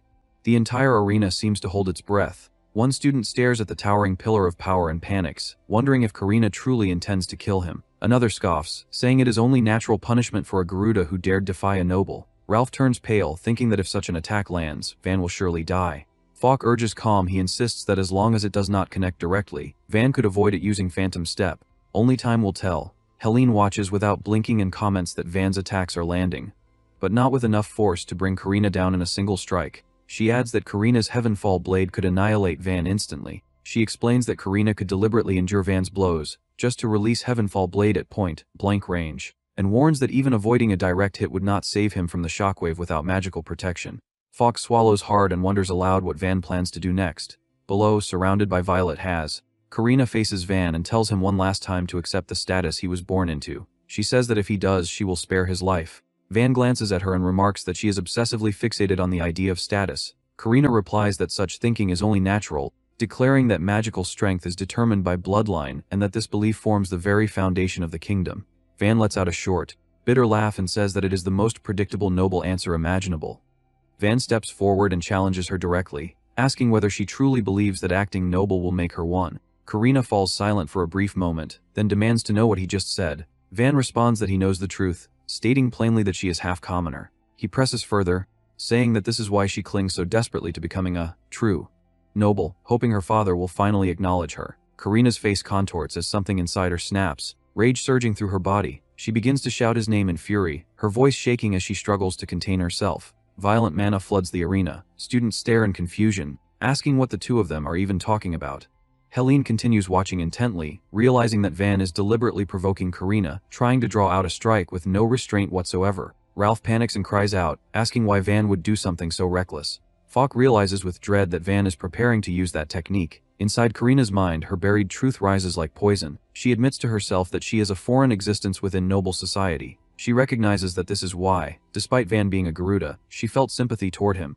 She recalls that this is why she volunteered to test him, intending to resolve things without killing him. Her expression hardens as she concludes that he does not appreciate that mercy. Her eyes blaze as she declares that if even he dares to insult her, then he should come. Her mana erupts, lightning crawling along the blade as she screams that she will kill him as he wishes. Van lowers his stance, charges straight into the storm, and answers that yes, he is coming. Karina gathers a raging violet glow around her sword and descends from above, unleashing the Heavenfall blade. The strike falls like a guillotine, and her eyes widen in shock when Van steps directly into it instead of retreating. The spectators erupt in panic. One exclaims that this is sword snatch disarming with bare hands and insists that such a technique should never work in real combat. Van inwardly agrees, stating that stopping a descending blade with one's hands is realistically impossible, then clarifies what he actually did. The explanation states that Van first matched the relative speed of his hands to the blade as closely as possible. From the moment of contact, he began breaking, and in the infinitesimal instant before the sword completed its arc, he dispersed and absorbed the force. The technique is identified as Stillgrip, the Zero-style grasp, the same method that brought all of Helene's ice spears crashing down before.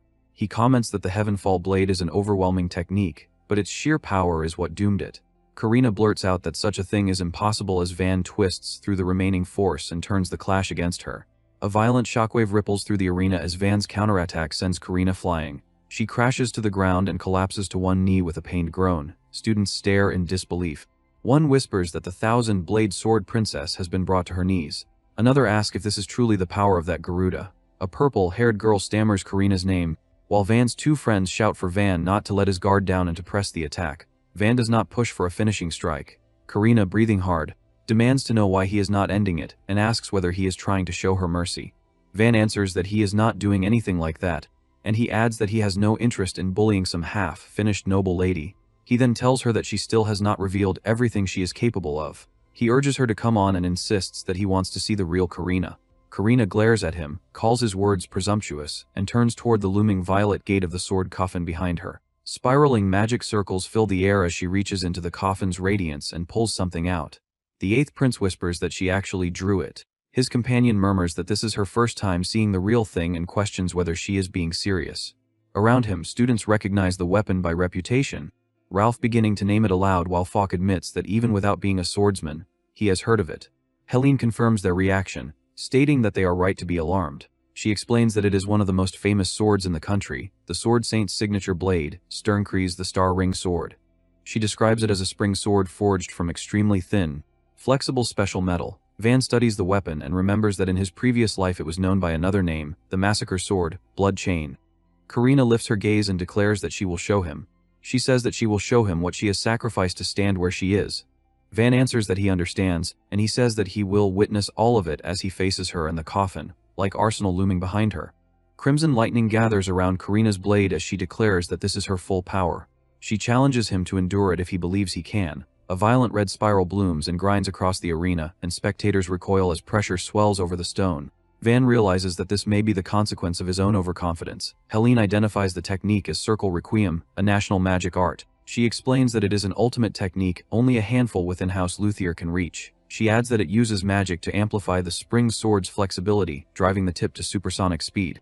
Karina announces that the dance of the circle spares no one inside its domain. She states that whether it is flame or lightning, it slices everything down all the same. She warns that the field will soon expand until it blankets the entire arena, and she offers him a choice if he admits defeat and flees. She will let him live. Then she coldly adds that if he stays, there will not even be bones left. Van replies that there is no need for her to waste time expanding anything. He says that he will come to her instead. He steps into the raging current and observes that it is fast, but he concludes that it is not truly invisible. He names the state he is entering as tachypsychia. He explains that it is a phenomenon where the brain's processing speed accelerates drastically under extreme stress. He describes it as a survival mechanism that helps humans find the best path through an overwhelming flood of information. He adds that most people only experience it by accident, but he has mastered the ability to trigger it intentionally. With his eyes sharpening, he tells himself to move, and he bursts into the circle. A sudden clash sends a shock through the stands. The eighth prince mutters in disbelief that Van deflected it. Heinz observes that Van is only parrying the sword's tip. Van focuses through the storm and explains to himself that the spring sword's center of gravity always remains at the tip. He warns himself not to be fooled by its complex trajectory as he continues reading the blade's murderous path and intercepting it. He locks his gaze on the crimson slashes and decides that all he needs is to strike the tip down over and over. He lunges into the storm, drives his hand into the blade's line, and knocks the sword point off course. Karina staggers on her circle and blurts out that he is a monster too. Van denies it, stating that he has only worked harder than most, just as she has. Karina bristles, demanding to know what he means by that. Van states that the spring sword chooses its wielder, and that anyone without true mastery would be cut apart by their own blade. He adds that being born into a swordsman's bloodline is not enough to reach this level. Then he presses her, shouting to ask how many years she has poured into that single sword. Karina freezes. She realizes she has never once stopped to count. A memory rises. She remembers that her father taught her to hold a sword only once, just once. She thinks that it may have been a whim, but she remembers how, in that moment, she truly felt a bond between them. After that, it never happened again. Busy with state affairs, her father had no time for a bastard daughter. She tells herself that she decided to perfect the sword anyway, believing that if she became stronger than everyone else, then surely her father and the house would acknowledge her. She recalls day after day of hellish training and admits that she became too strong. She remembers how the scornful looks disappeared, but she also remembers what replaced them: constant fear and hatred. And she remembers that the warmth in her father's eyes vanished. Her eyes burn as she remembers the day her father recognized her as a legitimate heir, a daughter born of a mistress. And she thinks that it must have been the most he could force himself to do. For the sake of family peace, she tells herself that he restrained the true-born children and soothed their mother, and that turning away from her was the correct choice.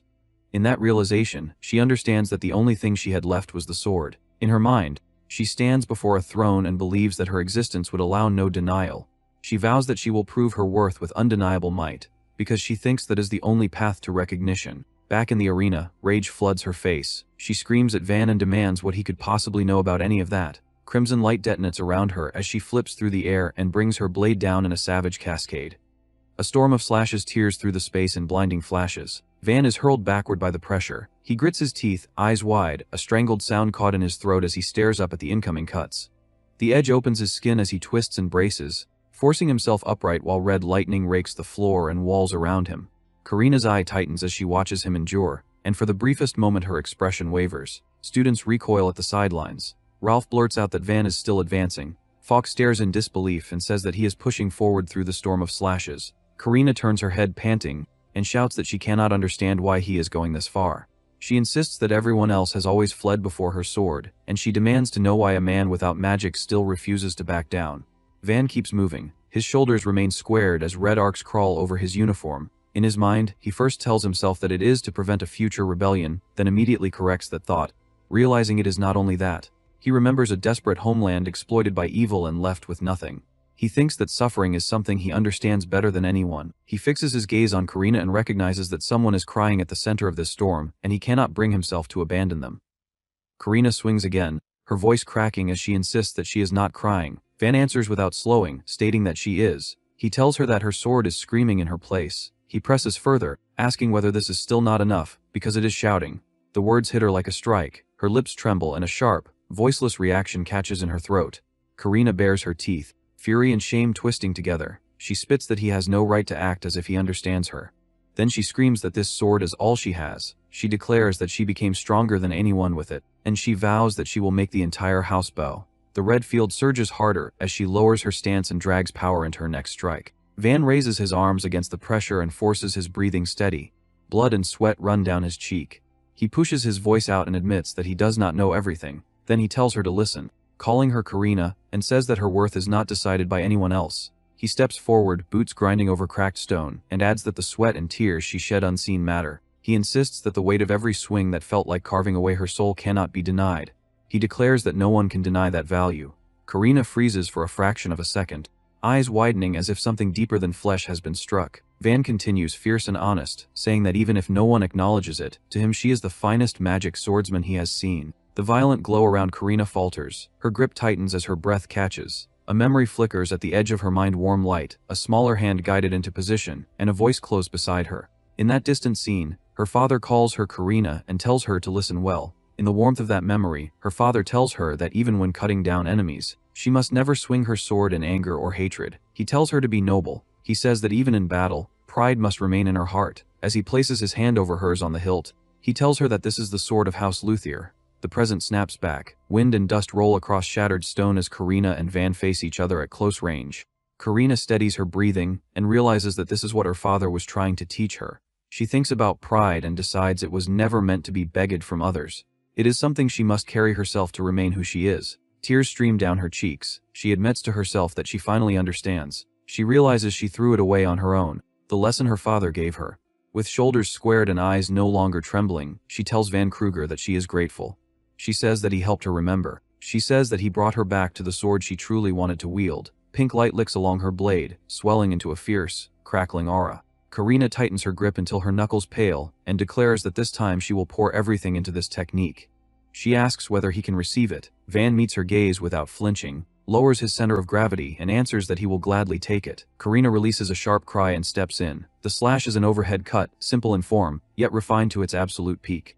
It is the only technique her father ever taught her. She drives it down with everything she has left, carving a blazing line through the air, as if splitting the arena itself. Van's lips curl as he watches the descending death line and states that this is the real Karina. The impact erupts into a violent surge of wind and light. The gale whips Karina's twin tails as the slash roars past. Van moves through the chaos with unreal precision, slipping through the narrowest gap and delivering his strike. They stand frozen for a moment, then a beat later, Karina's knees give out. Strength drains from her arms, and she drops face down onto the broken floor, breath ragged. She admits that it is complete defeat. Even so, she turns her head enough to speak and tells Van that she is thankful. Van approaches and offers his hand, saying that the feeling is mutual. He adds that her sword was magnificent. He speaks her name Karina with no mockery, only clear acknowledgement. Around them, students remain frozen. Someone mutters that a 5-crown has been defeated. Another adds, stunned, that it was by a first year and worse by a Garuda. For a moment, silence hangs under the blue sky. Then Heinz begins to clap, slow and deliberate. The sound carries, one by one. More hands join in until applause spreads row after row, becoming a wave. Van pulls Karina up, and they clasp hands in the center of the ruined arena while cheers and clapping rise around them. The morning after his legendary showdown, Van is already back on his feet. Anyone who sees him would struggle to believe he had spent the previous afternoon fighting as if he had been tossed into a magical blender. He stands comfortably beside his 2 loyal companions, Ralph and Falk, while they hover around him with the eager energy of excited dogs that have just discovered a tennis ball. To reassure them, he casually flexes his arm and explains that the Academy's healers had done their work flawlessly. He states that their magic had erased every injury, leaving him without even a small scratch.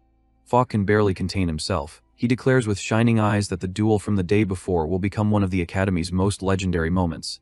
He insists that future students will whisper about it for years. Van, however, shrugs off the praise and claims that it had been nothing more than an ordinary duel. His friends immediately protest. They argue that a first-year student defeating one of the 5 brilliant crowns cannot possibly be considered ordinary. From their perspective, the event feels less like a duel and more like a glitch in reality itself. Their enthusiastic admiration suddenly stops when Falk notices something nearby. Under a tree stands a girl with unmistakable pink hair. The sight instantly catches their attention. It is none other than the Thousand Bladesword Princess herself. Despite having been defeated in front of the entire Academy the previous day, she appears surprisingly healthy and composed. Ralph and Falk react with immediate alarm.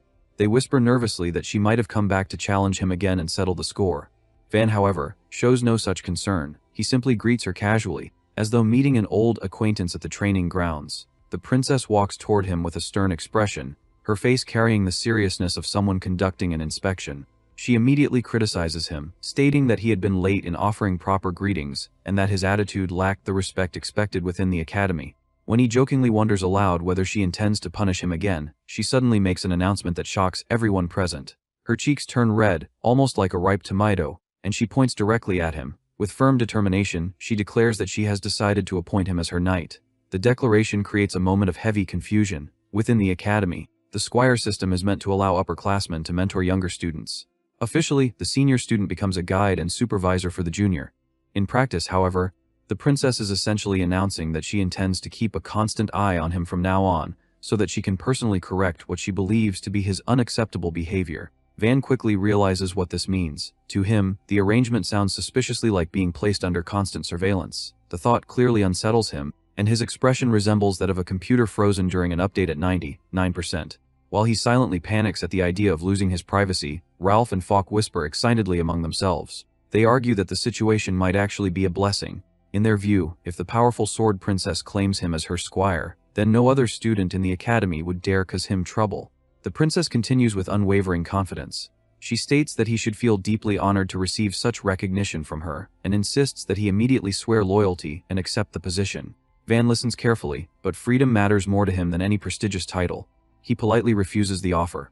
Without hesitation, he then activates what might be called his secret technique, running away as fast as possible. As he bolts toward the horizon, he loudly declares that he refuses to live under anyone's constant supervision, leaving the princess standing there in stunned disbelief. Her shock lasts only a moment. Determined not to let him escape so easily, she immediately begins chasing after him. As she sprints across the academy grounds, she shouts that he cannot simply run away from her guidance. Watching the chase unfold, Ralph and Falk begin to exchange suspicious glances. They quietly speculate that the princess's persistence might not be motivated solely by training or discipline. One of them suggests that she may actually have developed a strong crush on Van, who managed to defeat her. While this chaotic pursuit unfolds outside, the atmosphere inside the meeting room of the Five Brilliant Crowns is far more tense. Prince Leonis sits at the table, visibly trembling with anger. He declares that the outcome of the duel is unacceptable. In his eyes, the fact that someone from what he considers a slave race defeated a noble is not merely embarrassing.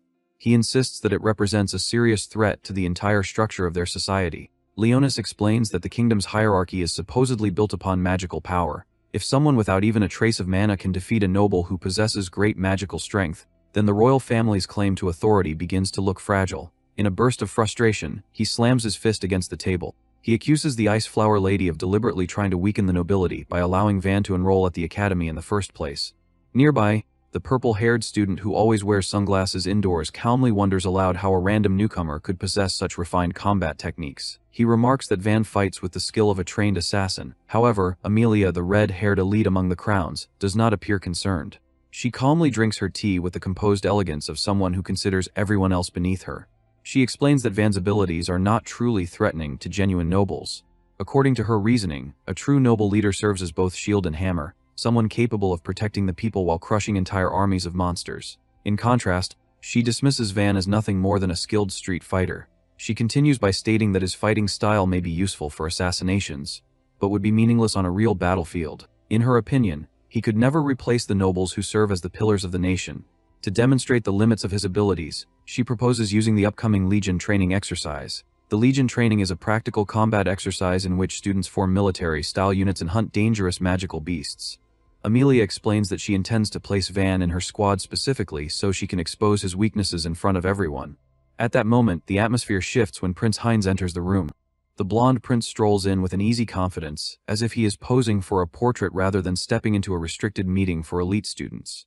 Even though the room is meant only for the highest-ranking members, he smiles casually and asks whether he and his companions might join Amelia's unit during the Legion training. He claims that her earlier speech about noble conviction had deeply inspired him. He describes her words as if they had delivered a powerful revelation. Amelia appears delighted by the prince's attention. Flattered by his admiration, she accepts the request and states that she will personally educate the troublesome boy while the prince observes. Heinz simply stands there smiling, his expression suggesting a man who specializes in betrayal. Behind that pleasant grin, it is clear that he is planning something complicated and likely filled with chaos. Meanwhile, back on the academy grounds, the energetic chase eventually ends. the pink-haired princess finally manages to catch her target. Not long afterward, the scene shifts to a peaceful tea gathering hosted by the Ice Flower Lady. Van sits comfortably at the table, focused entirely on eating a biscuit with the dedication of a squirrel preparing supplies for winter. Nearby, his two noble companions, Ralph and Falk, listen attentively as the details of the upcoming Legion training are explained. Falk begins by clarifying that the exercise will not simply involve students pretending to fight. He explains that the participants will actually command real soldiers from the kingdom during the operation. Van pauses his eating long enough to confirm his understanding. He states that this sounds very much like an internship designed to train future commanders. Helen nods in agreement and confirms his interpretation. She then reveals the final detail. The operation will take place in the Lament Wetlands, a dangerous magical wasteland whose gloomy name suggests a place far from pleasant. The Lament Wetlands are a land saturated with dense magical energy, far more dangerous than the forest used during the Academy's entrance exam. Helen explains that the environment is thick with unstable mana, creating the perfect habitat for dangerous magical beasts. She states that these creatures thrive in the wetlands, and when their numbers grow too large, they begin migrating outward. Those migrations eventually turn into violent stampedes capable of crushing towns and entire regions of civilization. Because of that constant threat, she explains that the nobility carries an important responsibility. She says that noble forces regularly enter the wetlands to thin the population of monsters before those migrations grow out of control. According to her explanation, this preventive hunting is necessary to stop disasters before they begin. Van listens while calmly destroying another snack. He nods and tells her to continue explaining the details while he finishes chewing. Helen continues by outlining how the Legion training is organized. She explains that first-year students will each lead small squads. Above them, the upperclassmen organize those squads into larger military units called companies. Ralph raises the question that clearly sits in everyone's mind. He asks whether performing well during the Legion training could lead to fame and recognition. Helen confirms that this is exactly how many students build their reputation. She explains that every one of the current 5 brilliant crowns first gained recognition during their own first-year Legion training. However, she then reveals an important detail that complicates things. She explains that upperclassmen commanders personally nominate the students they want in their companies. Van immediately assumes that this system will not work in his favor. He silently imagines himself being chosen last, like a kid avoided during gym class because of a contagious rash. In his mind, someone like him, a Galda with no magic, would naturally end up among the leftover picks. Helen quickly corrects that assumption. She explains that many senior students are actually interested in recruiting him. Van looks completely puzzled by that statement, so his two companions step in to clarify the obvious. They explain that he is the student who defeated the Sword Princess and killed a demon during the entrance exam. To the rest of the academy, he has become something of a legend. They describe him as a mysterious fighter who defeats powerful opponents without using even a single drop of magic. Van stands there speechless. In his previous life, people had treated him like background furniture that barely existed. Now he has somehow become the popular figure everyone wants on their team. He begins to realize that the world around him is slowly changing. At the same time, he senses that not everyone welcomes his sudden rise. A sharp instinct warns him that someone is watching. He lifts his eyes toward the distance and immediately locks eyes with Prince Leonis, who stands on a balcony overlooking the courtyard. Leonis is visibly startled. He cannot believe Van managed to sense his presence despite the prince using no magical detection. Even so, Leonis quickly hides his surprise. He grits his teeth and mutters that Van and his companions should enjoy their friendly games while they still can. Back at the table, Helen proposes a way to remove the uncertainty surrounding the draft. She explains that, as one of the crowns, she has the authority to prioritize her selections. She states that she intends to draft Van, Ralph, and Falk directly into her own unit. The two noble companions immediately celebrate the idea of joining a powerful squad. However, their excitement does not last long. A familiar voice suddenly interrupts them. The Sword Princess appears beside the table with the determined presence of someone preparing to file a legal claim. She firmly declares that supervising Vine is her responsibility because he is her squire. Because of that, she insists that he will naturally be assigned to her command. Van immediately protests. He loudly explains that he had already rejected the squire offer earlier. Unfortunately, no one seems to care about his objections. Helen laughs lightly and remarks that the princess's idea also sounds interesting. She speaks as if the situation is amusing, completely ignoring Van's desperate attempt to defend his personal freedom. Several days later, the academy courtyard becomes crowded as students gather around the large bulletin board displaying the official Legion assignments. The crowd is massive. Falk comments that being personally nominated by a respected upperclassman is considered a huge honor. The group searches through the posted lists, fully expecting to find themselves assigned to Helen's company. Then Van suddenly freezes. His name is not listed there. He checks again carefully, scanning every name. Still nothing. Next he searches through the roster for the Sword Princess's company. His name is not there either.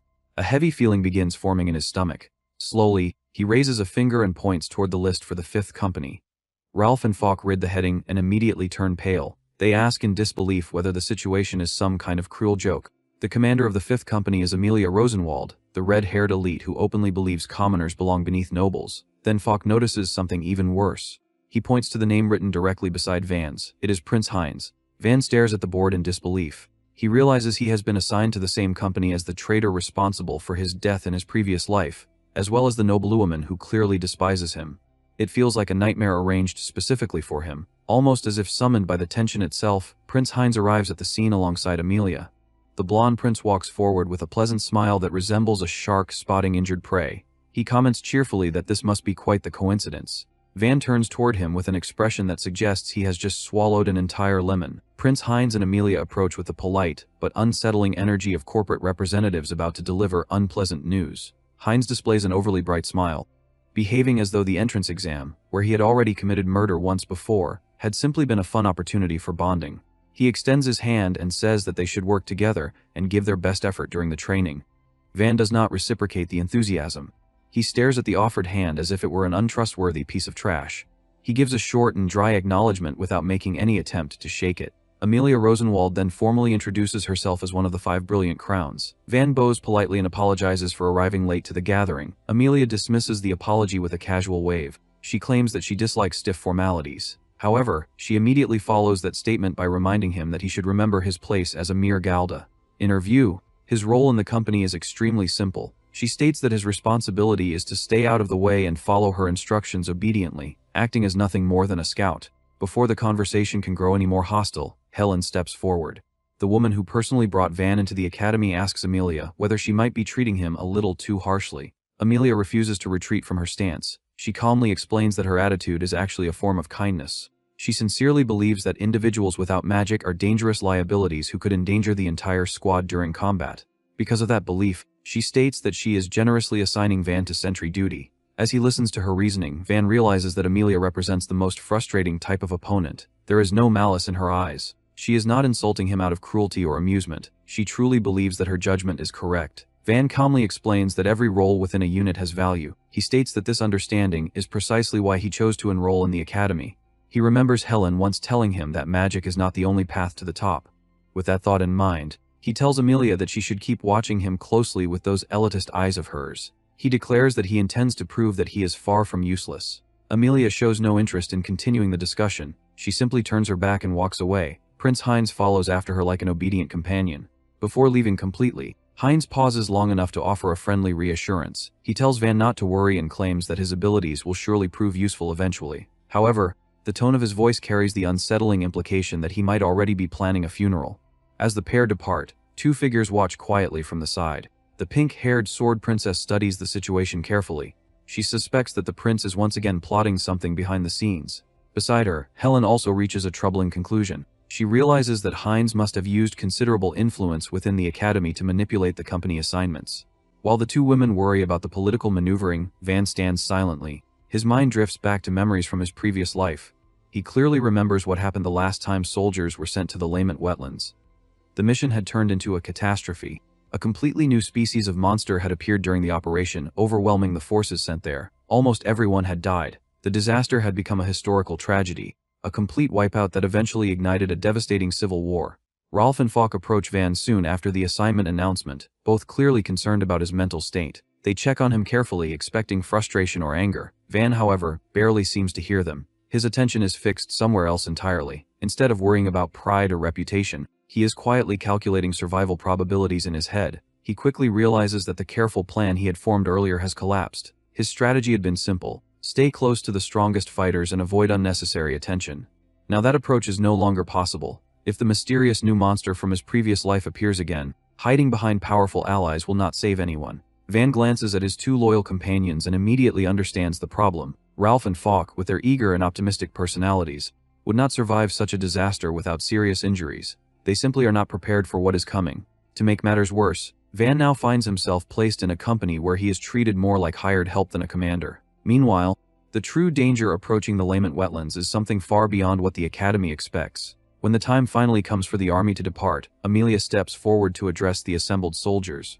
She delivers a grand speech filled with declarations about noble pride, duty, and the honor of serving the kingdom. Her words ignite the crowd, and the soldiers respond with loud cheers and powerful enthusiasm. Unfortunately, the men assigned to Van's squad react very differently. Rather than feeling inspired, they begin openly complaining among themselves. They do not even bother lowering their voices. Several of them mock the idea that they must follow a leader who carries no weapon and possesses no magic. One soldier complains that serving under a Galda with empty hands makes the entire mission feel like a joke. Another says that they have essentially been assigned to a disposable unit before the battle has even started. Van listens quietly for a while as the insults continue. Eventually, he decides that the commentary has gone on long enough. He steps forward and calmly informs the soldiers that he is now their commanding officer. He says that the time for pointless chatter is over. He states firmly that they should close their mouths and focus on the mission like soldiers who actually deserve to serve in the kingdom's army. The soldiers fall silent, though several of them still attempt to maintain smug expressions. From a distance, Amelia observes the situation carefully. To her, the scene only confirms her expectations. She believes the group assigned to Van consists entirely of the worst soldiers available, individuals with no future in the military and no chance for promotion. In her mind, the fact that Van received such a hopeless squad proves that he has already reached the limit of his abilities as a commander. Without hesitation, Amelia gives the order for the army to begin marching. Her command is loud and confident, and the surrounding troops respond with another wave of cheers. Van's squad, however, does not join the enthusiasm. His soldiers remain completely silent, carrying themselves with the same excitement one might expect from people walking into a tax inspection. As the army travels deeper into the forest, Amelia eventually calls for a short rest. The moment the break begins, Prince Heinz immediately begins performing his usual charming routine. He walks through the camp speaking to soldiers from various squads. He politely reminds them to drink water and remain alert, presenting himself as a model of royal responsibility. His behavior resembles that of a perfectly trained camp counselor guiding a group of eager campers.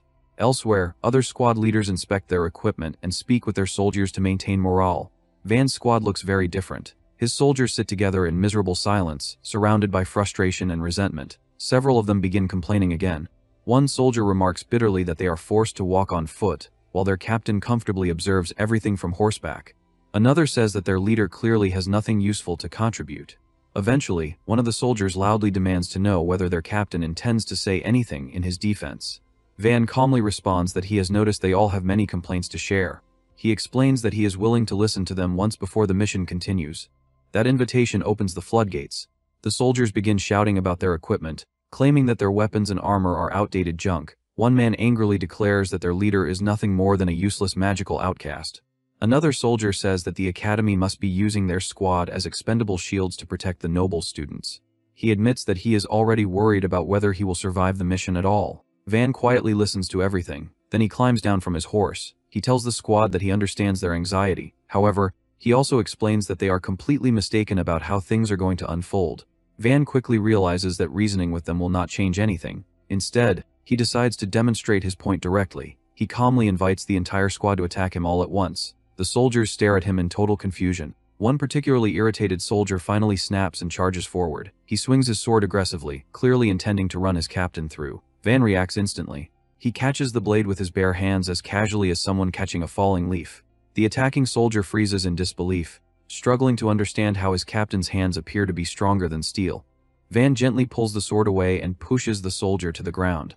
Then he turns toward the rest of the squad and calmly asks whether anyone else would like to try. No one moves. Most of them appear as if their souls have temporarily left their bodies. To make his point absolutely clear, Van takes the worn sword and walks toward a nearby tree.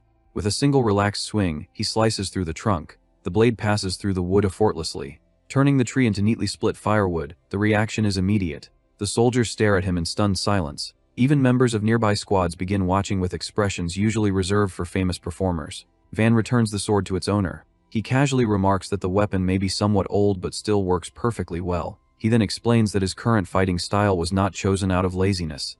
He says that he mastered every weapon he could find before eventually deciding that fighting empty-handed suited him best. Van finishes by assuring the squad that he has no intention of letting them die useless deaths. He adds that the only way they would end up as monster food is if they foolishly wander off and get themselves killed. From the top of a nearby hill, Amelia observes the entire scene. Her expression remains cold and critical. In her mind, Van's display proves that he is still an amateur leader. She believes he is ruling his squad through fear rather than respect. Amelia concludes that soldiers bound together by intimidation will eventually betray their commander the moment a real crisis appears. As far as she is concerned, Van has already failed as a leader. Night eventually falls as the army reaches the outer edge of the Lament wetlands. The soldiers establish a camp along the swamp's border. Amelia and sit together studying maps under lantern light while discussing the next stage of the mission. Prince Heinz relaxes nearby with a book, appearing completely at ease. Meanwhile, Van's squad gathers around a small fire. Several soldiers quietly wonder whether their captain has finally realized how dangerous the mission truly is. One of them jokes that Van might have already abandoned them and escaped into the night. Another soldier laughs bitterly and says that their entire squad consists of disposable misfits anyway. He remarks that having a Galda as their leader is actually a fitting arrangement for a group of rejects. At that exact moment, Van suddenly emerges from the darkness behind them. His appearance is so quiet that several soldiers nearly jump out of their seats. Van calmly asks them to explain what they meant about being outcasts. The soldiers freeze mid-conversation. Van walks over and sits down beside the fire. However, he has not returned empty-handed. Without saying a word, he drops several freshly caught rabbits and a bundle of wild mushrooms onto the ground. The squad stares at the unexpected feast with wide eyes, their shock so intense that it almost looks as if their eyeballs might begin sweating. Around the campfire, a pot of stew boiled over the flames while meat roasted on skewers. Van waited until it was done, then told the men that it was time. As they stared at him in wary silence, he handed out bowls and told them to eat, adding that barely filling their stomachs would never give them enough strength for tomorrow's battle. He then held out a bundle of herbs and told them to tuck them into their boots and rub them against the inside, explaining that they worked on blisters. One soldier blinked in confusion and asked what had gotten into him all of a sudden, then accused him of trying to win them over with food. Van lowered his gaze and said that he knew what it meant to march until his feet were covered in blisters. He said that he knew what it was like to be issued rock, hard bread as rations, and that when luck turned bad, that food would wreck a man's stomach and leave him half dead before the battle even began. The soldiers fell silent. One of them muttered that it was hard to believe someone his age had already seen the battlefield. Another remarked that Van was Galda and said that, if so, it would not be surprising if he had lived through that. Their captain cut in and asked whether Van was pitying them because he used to be stuck in the same miserable place. Van answered that it was not pity. He said that it was an investment. In his heart, he admitted that it was for his own goals. He thought that he would use them as pieces on the board and checkmate his enemies. But he also promised that he would never use them as expendable pawns. He declared that he would bring every one of them back alive.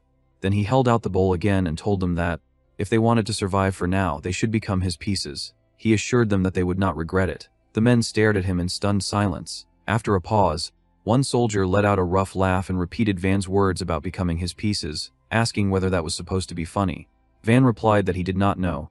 The man smirked and said that he had never seen a Galda brag that big before. Another soldier asked whether they were really supposed to trust this captain.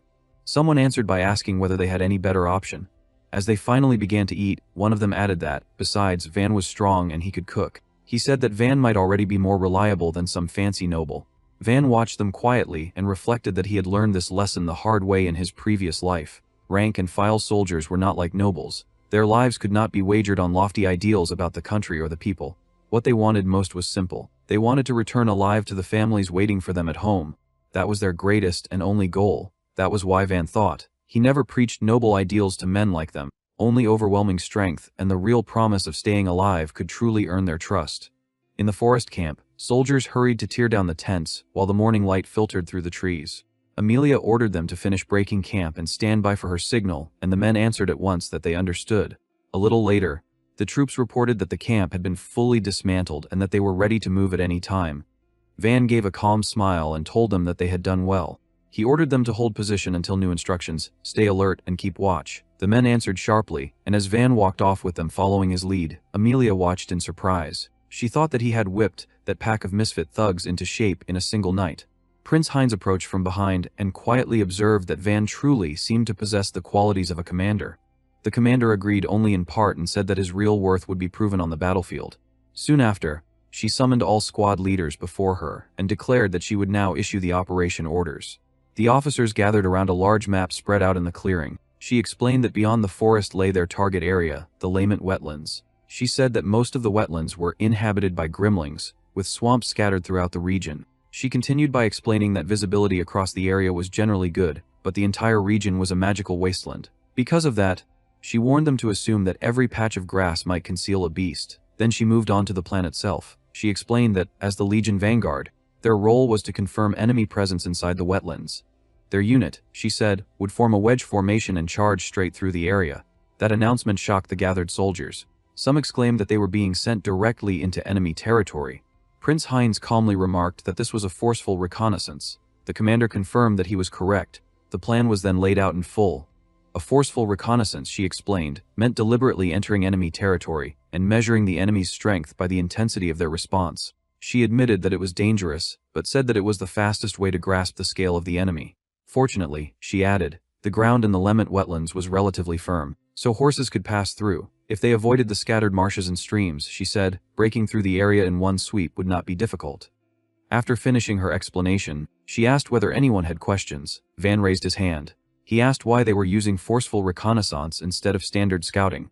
The commander answered without hesitation. She explained that the wetlands were vast and full of places where monsters could hide. Small, careful scouting parties, she said, could not reveal their true numbers. That was why they would push in at full strength and shake the enemy into revealing itself. By forcing a response, she said, they could gather solid information without wasting time. She concluded that this was the true strength of forceful reconnaissance. One of the officers immediately praised her reasoning. He said that the plan was bold yet highly logical, just as expected from the heir of House Rodenwald, the guardians of the kingdom's border. She cut him off coldly. She said that she did not need praise. Instead, she told them not to limit themselves to obedience alone, but to show their own thoughts as well. She reminded them that this operation was also a training ground, so there was no need for anyone to hold back. The group fell silent at her rebuke. Then Van stepped forward and challenged the plan. He said that, rather than conducting a forceful reconnaissance, they should send a small group of scouts instead. Van stepped forward and said that, instead of a forceful reconnaissance, they should send in a small number of scouts. Standing over the map, he explained that the swamp offered too much open visibility. He said that if the whole unit advanced before locating the monsters would notice them first. Amelia answered that he was correct, and said that this was exactly why they were using forceful reconnaissance. Van replied that, if the enemy landed the first strike, there was a chance their unit could be wiped out. Her eyes sharpened at once, and she asked whether he truly thought she would fall behind mere monsters. Van remained calm and said that, because he was responsible for the lives of his subordinates, it was only natural for him to assume the worst possible outcome. The commander fell silent for a moment, then said that even if such a possibility were exceedingly small, she understood his concern. She asked what he thought they should do instead. Van answered immediately that his unit should move ahead first and draw out the enemy's attack. He said that if the main force advanced only after confirming that attack, the risk of being caught off guard would be reduced. She looked at him and said that she would praise his courage for speaking his mind, adding that this was the proper attitude for a future officer candidate. For an instant, Van wondered whether she might actually accept his proposal. Then her tone turned cold. She said that, as a tactic, it was too cowardly. She explained that, with such a method, the scouting would not even be finished before the Legion's main force arrived. When Van tried to protest, she continued that if their presence were detected, it would only give the enemy time to prepare. She warned that such hesitation could strangle them instead.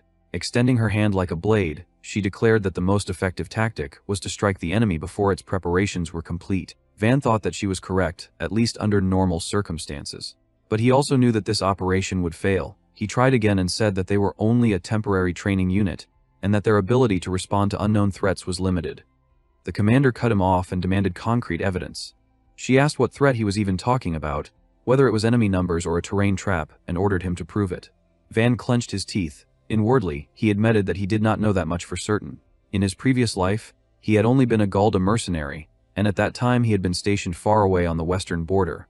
He recalled that the information about the monsters that appeared in the Swamp of Lament had been sealed by the Kingdom Army and erased from the official records. He suspected that Heinz probably knew something, but back then it had never been a matter that involved him. The commander said that concerns without evidence were nothing more than cowardice, and that such words only dragged down the soldiers' morale for no reason.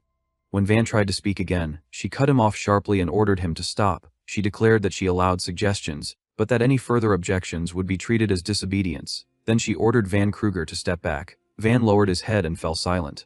The commander ended the discussion and declared that the forceful reconnaissance would now begin. She announced that she would personally lead the company from the front, then ordered every unit to prepare for immediate deployment. Around the table, the soldiers answered in one voice that they understood. After silencing him, Amelia turned to Van Kruger and said that, if he wanted such a cautious battle, his unit would take the rear. She added that it was the safest place.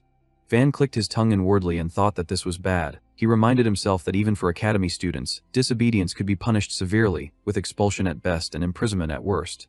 Around him, others quietly thought that Agalda could certainly shine in scouting missions and that they understood Van's argument, but he had spoken far too boldly. They thought that, stuck at the rear and returning empty-handed, he would earn no merit at all. Van lowered his gaze and forced himself to think.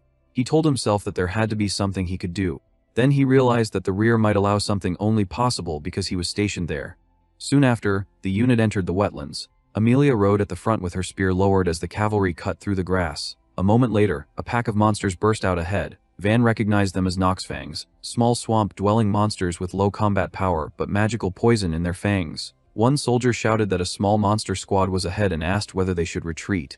The commander refused at once. She said that they would sweep aside such weak creatures. A magic circle blazed behind her as she activated her mounted battle magic and cried out the name of Storm Spear Charge. Her spear and spell crashed into the Noxfangs in one violent sweep, tearing through the pack. The soldiers stared in amazement, and one exclaimed that this was Rodenwald's mounted battle magic. Others followed her lead, invoking Flame Arrow and shouting for everyone to follow Lady Amelia. Fire arrows rained down and finished the scattered beasts. The soldiers cheered that the academy students were incredible and that this would be easy. Far to the rear, Van watched the distant blasts and said that it had started. One of his men asked whether they should not chase after them, saying they could do nothing from here. Van told him not to worry about that. Instead, he pointed at a strange plant nearby and ordered the men to pull it out. The soldiers blinked in confusion. One muttered in disbelief, and another said that the plant would not even work as firewood. Van answered that he knew and would explain later. For now, he ordered them to quietly gather as much of it as possible. Though baffled, the men accepted the order. At the front, Amelia cut down another beast and ordered the unit to resume the advance. She shouted for them to keep moving. As the cavalry pressed forward, a soldier suddenly pointed ahead and said that there was something over there. Amelia turned toward it. Another man praised the sharp-eyed soldier for spotting it and eagerly asked whether they should hunt it. Someone else said that this time he would take the first strike. The group charged toward the strange purple figure rising in the distance. Then everything changed. A burst of violet lightning erupted from the haze. The soldiers recoiled as a body dropped to the ground. One of them stared blankly and asked what had just happened. Amelia snapped her gaze upward. From the storm of purple energy, a giant insect-like monster descended before them, crackling with violent power. A monstrous insect descends through a storm of violet lightning. The soldiers recoiled in terror and shouted that they did not know what that monster was.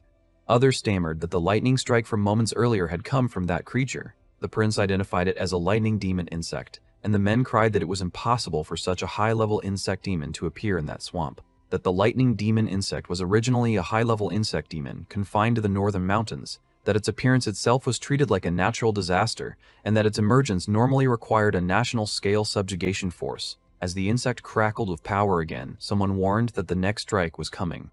Before the soldiers could steady themselves, a bolt crashed down among them. One man screamed, others flinched back, and Lady Amelia grimly observed that it was a terrifying lightning strike and that even magic defense could not fully block it.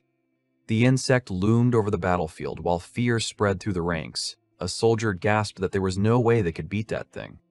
Another urged Lady Amelia to order a retreat, and someone reported that the soldiers were panicking. The blonde prince cut through the chaos and ordered everyone to stay calm. He warned that if they ran without orders, they would be struck from behind. He commanded them to spread out, get low, break the insect's line of fire, and look for a chance to counterattack. The soldiers answered that they understood. Amelia acknowledged that it was as expected of the prince and thanked him, then immediately asked whether he had any idea for the next move. The prince admitted that from that distance, even he could not break through the lightning demon insect's shell. Amelia concluded that long-range combat was its specialty and then declared that they had no choice but to engage it in close combat. She announced that she would charge alone and bring it down herself. Her men protested and warned that the lightning would kill her, but Amelia answered that they should not underestimate her warhorse and that it could withstand 1 or 2 hits. She ordered the soldiers to use the opening she created to preserve their formation and support the prince from behind. When they agreed, she urged them to show the pride of the kingdom's soldiers. As she tightened her grip and faced the insect, she calculated that based on the interval from before, its lightning seemed to need about 4 seconds to recharge. She judged that if she ran at full speed, it would only fire once, and if she endured that one strike, she would enter its range. With that resolve, she drove forward and unleashed her storm spear charge. At that exact moment, something lashed around her horse's legs.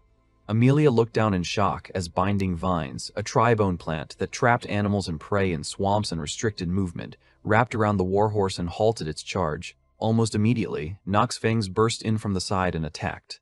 Amelia struck at them from the saddle, but the sudden snare ruined her momentum. Her horse shrieked, reared violently, and Amelia cursed under her breath, forcing herself to stay calm. Then the lightning demon insect fired. A column of violet lightning slammed down onto her position. Amelia cried out in pain as electricity tore through her and the area around her. Even while convulsing under the strike, Amelia realized what was happening. The Nock's fangs were pinning her in place at the cost of their own lives, and they were doing it without any concern for the collateral damage from the lightning. Through clenched teeth and shaking breath, she thought that if that was true, then the monsters were not simply attacking blindly. She understood in horror that the monsters were using tactics. The soldiers froze as they watched Amelia collapse under the combination of the trap, the beasts, and the lightning. Some cried that even Lady Amelia could not handle it. Others asked in panic what they should do. The blonde prince stared in shock for a split second.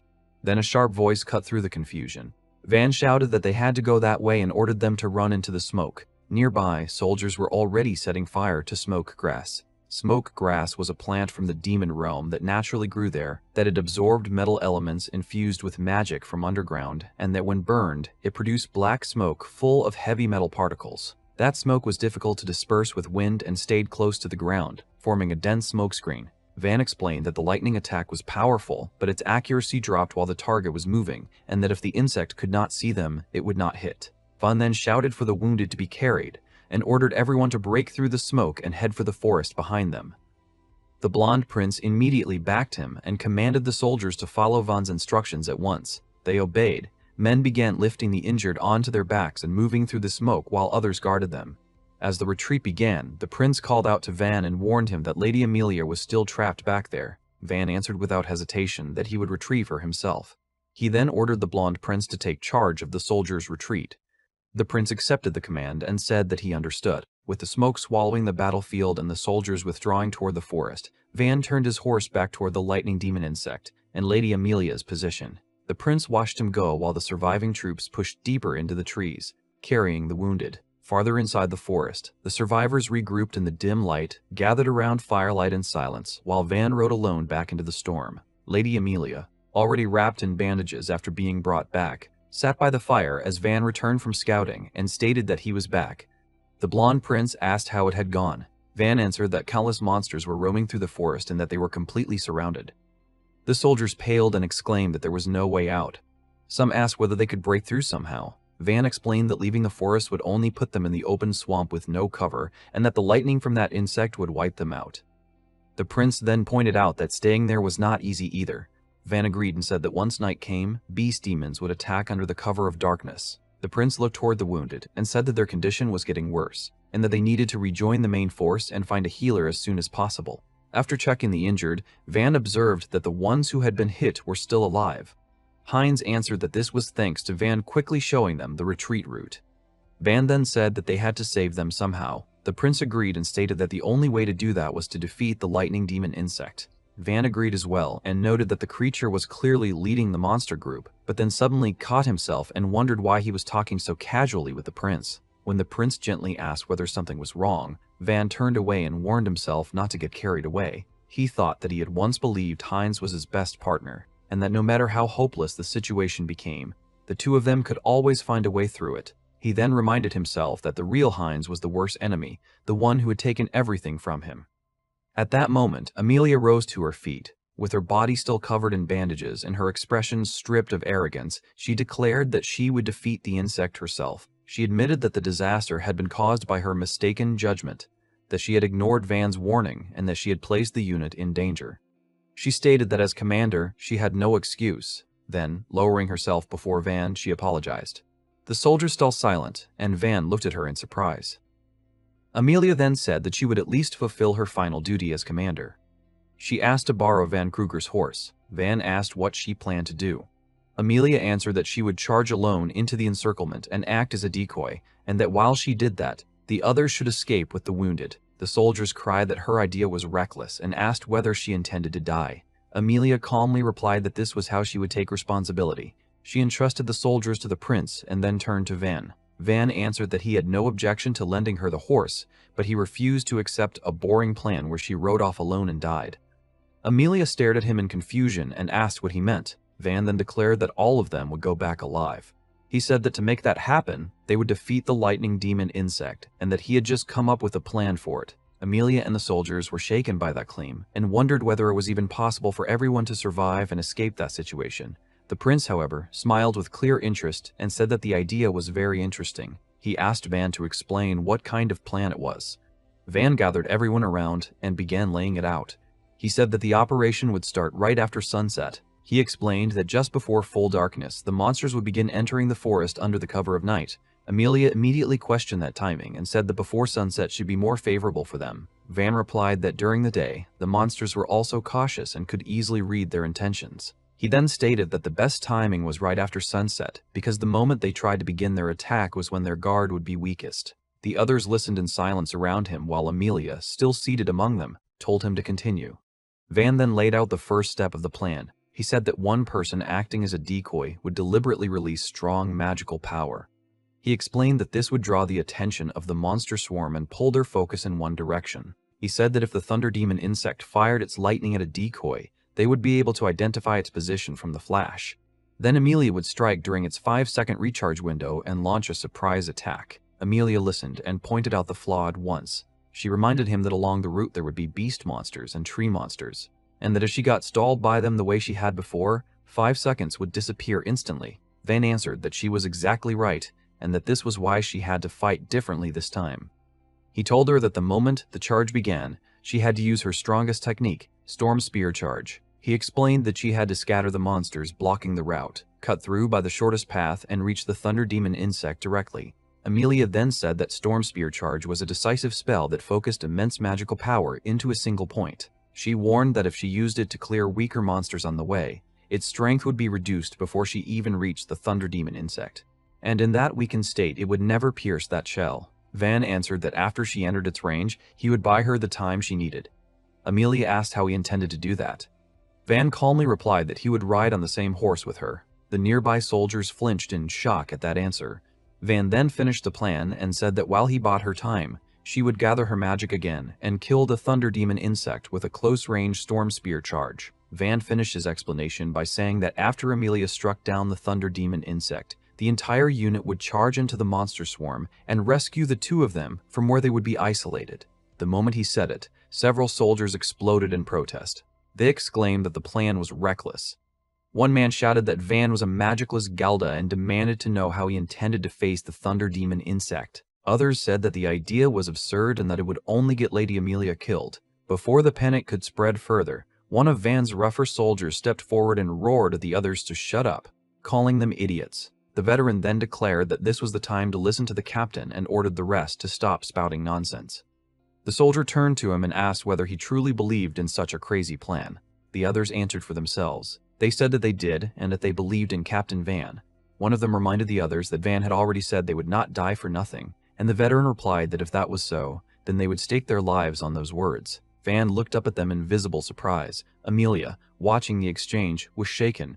She thought that Van had earned the loyalty of his men to an astonishing degree. As she stared at him, she remembered his fierce one-on-one fight against a powerful enemy and found herself thinking that, in this situation, this man perhaps really could do something impossible. Amelia then closed her eyes, steadied herself, and said that she understood. She told Van that she would entrust her back to him. Van accepted with a small, calm smile, but Amelia immediately added that there was still one more problem with the plan. She explained that someone had to serve as the decoy and take the thunder demon insect's lightning. She warned that with weak magical protection, a single hit would leave that person unable to fight, and in the worst case, they would die instantly. When she asked whether anyone would volunteer, silence fell over the entire group. The blonde prince broke that silence. He looked around once, said that he understood, and calmly declared that role would be his. The soldiers were horrified and cried that His Highness must not do such a thing. They pleaded with him to reconsider and said it was far too dangerous. The prince answered that royalty were the ones who stood at the front of the people and fought in the most dangerous places, and he asked who would do it if he did not.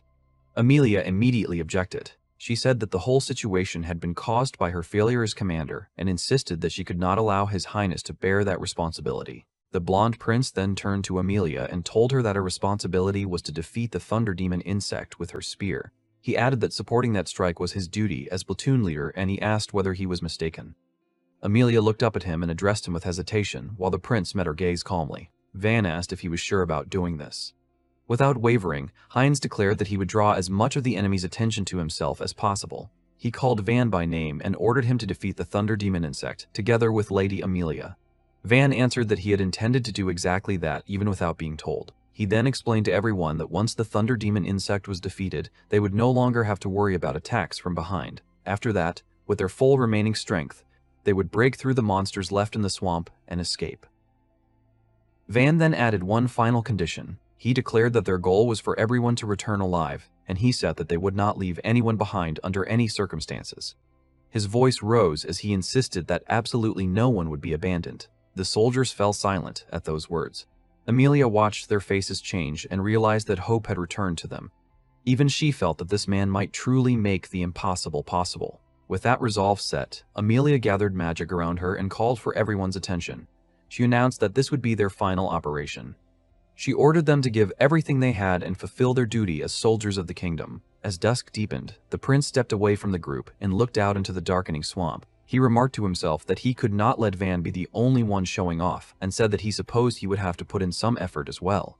Then he released his power. Vast magic circles and luminous currents spread around him, and the soldiers stared in awe at the incredible amount of magic he was unleashing. As that power flared across the battlefield, the soldiers noticed that the monsters throughout the swamp were beginning to rush toward the prince. The prince stood alone inside a massive glowing field while the thunder demon insect fixed its gaze on him from above and gathered violent energy. In the growing darkness, the outlines of beasts, winged creatures, and lurking monsters crowded together and closed in. One soldier shouted that it was coming. Others yelled for everyone to protect the prince. Torches were hurled forward, and the soldiers shouted that they had to expose the enemy. Flames spun through the air and crashed into the path ahead, lighting up the darkness. In the sudden firelight, the swarm revealed itself. Bat-like monsters, wolves, hulking beasts, and countless other creatures poured forward at once, all charging straight toward the prince. As the monster tide flooded toward the prince, some soldiers stared at the countless beasts and said that the number was overwhelming and that there was no way they could stop them all. Their veteran immediately roared for them not to panic. He ordered them to hold the line until the lightning demon insect appeared and declared that if the prince fell before that, the whole operation would fail. The soldiers answered with battle cries and hurled themselves into the swarm. They swung their blades wildly, cut down charging beasts, and shouted that they would not let the monsters pass. Even with fear on their faces, they braced themselves between the prince and the incoming horde. The prince stood alone in front of the wall of monsters with an unshaken expression. Then he saw the purple glare descend from above and announced that it was there. At once, he unleashed his magic defense at full power. A vast barrier flared around him just as the lightning demon insect dropped a massive bolt onto his position. The prince was blasted backward inside the crackling barrier and let out a pained groan. But he endured. Far away, Van caught the flash and shouted that they had pinpointed its location. Amelia immediately answered that they had. As they prepared to move, the prince called for Van to go and then said that he would give them a little extra help. He raised his hand and cast holy light, telling it to light their path. A brilliant pillar of light pierced the battlefield and illuminated a straight route through the darkness. Amelia widened her eyes and recognized that the light had come from the prince. She said that she could see the path now and declared that they would go straight through the shortest route. With Van behind her on the horse, she lowered her spear and drove forward. As they charged, Van glanced back at the prince's shining figure and wondered why that kind of devotion, that way of fighting while sacrificing oneself, felt so familiar. He thought that it was exactly like Heinz in the past. Then he immediately forced the thought away, warning himself not to dwell on unnecessary things and to focus only on what was ahead. With 4 seconds left before the next lightning strike, Amelia charged through the beasts. She called out the name of her technique and drove Storm Spear Charge into the path before her. The torrent of force blasted wolves aside and tore open a lane through the monster pack. When she saw the lightning demon insect in the distance, she judged that from there she could reach it before the next strike. But with 3 seconds remaining, the ground ahead suddenly exploded upward. Amelia cried out in shock as a mud golem rose in front of them. The mud golem was a pseudo-lifeform born from a crystallized underground magical mass at its core. Its body of mud was fragile, but its immense viscosity and weight absorbed and dispersed physical impacts. Amelia instantly realized the danger. She thought that this was bad, that the swamp was already reducing her speed, and that at that rate, the force of her charge would be killed.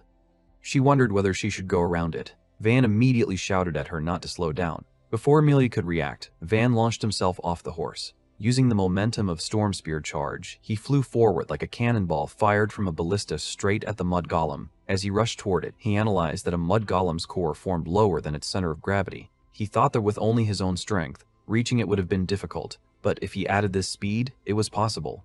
Then, with a fierce cry, Van struck. He drove straight into the mud golem's body and punched through toward its hidden core. With only a second left before the next discharge, Van drove straight through the mud golem and blew its body apart in a single strike. Amelia stared in disbelief and realized that he had sent the golem flying with one blow. As Van dropped from the shattered mass, he thought that if enough speed was added to a straight-line strike, even that kind of obstacle could be broken. He fell back toward Amelia's horse and complained that he had thought she would catch him. Then the countdown reached 0. The thunder demon insect rose into the air wreathed in purple lightning, and Amelia immediately sensed that the attack was coming again. Van answered calmly that he knew, then declared that from there on, it was his turn. He launched himself off the horse and shot toward the insect. The creature's killing intent remained fixed on Amelia, but Van threw himself into its path and shouted that he would not let it fire at her. Amelia cried out his name in shock as Van closed the distance.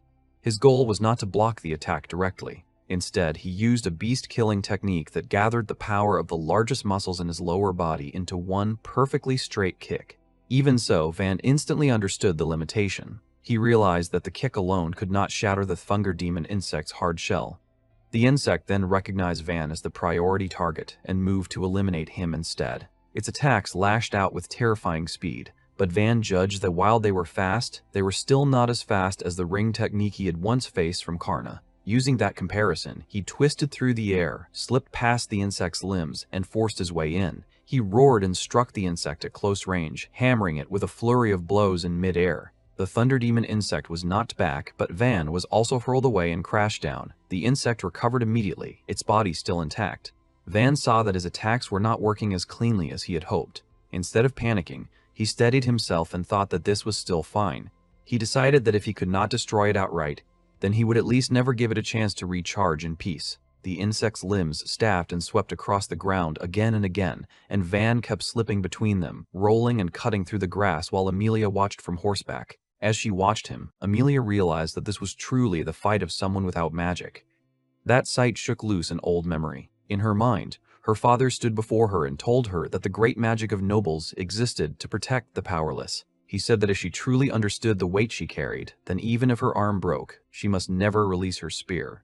He declared that this was the pride of Rodevelt and ordered her to stand. Amelia. Back in the present, Amelia gripped her spear and called to her father in her heart, asking him to lend her strength once more.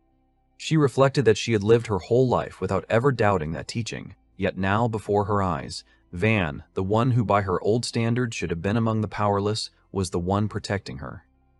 That realization struck her hard. She wondered whether she had been wrong all along, whether the pride she cherished had been nothing more than arrogant pride that measured a person's worth only by the amount of magic they possessed.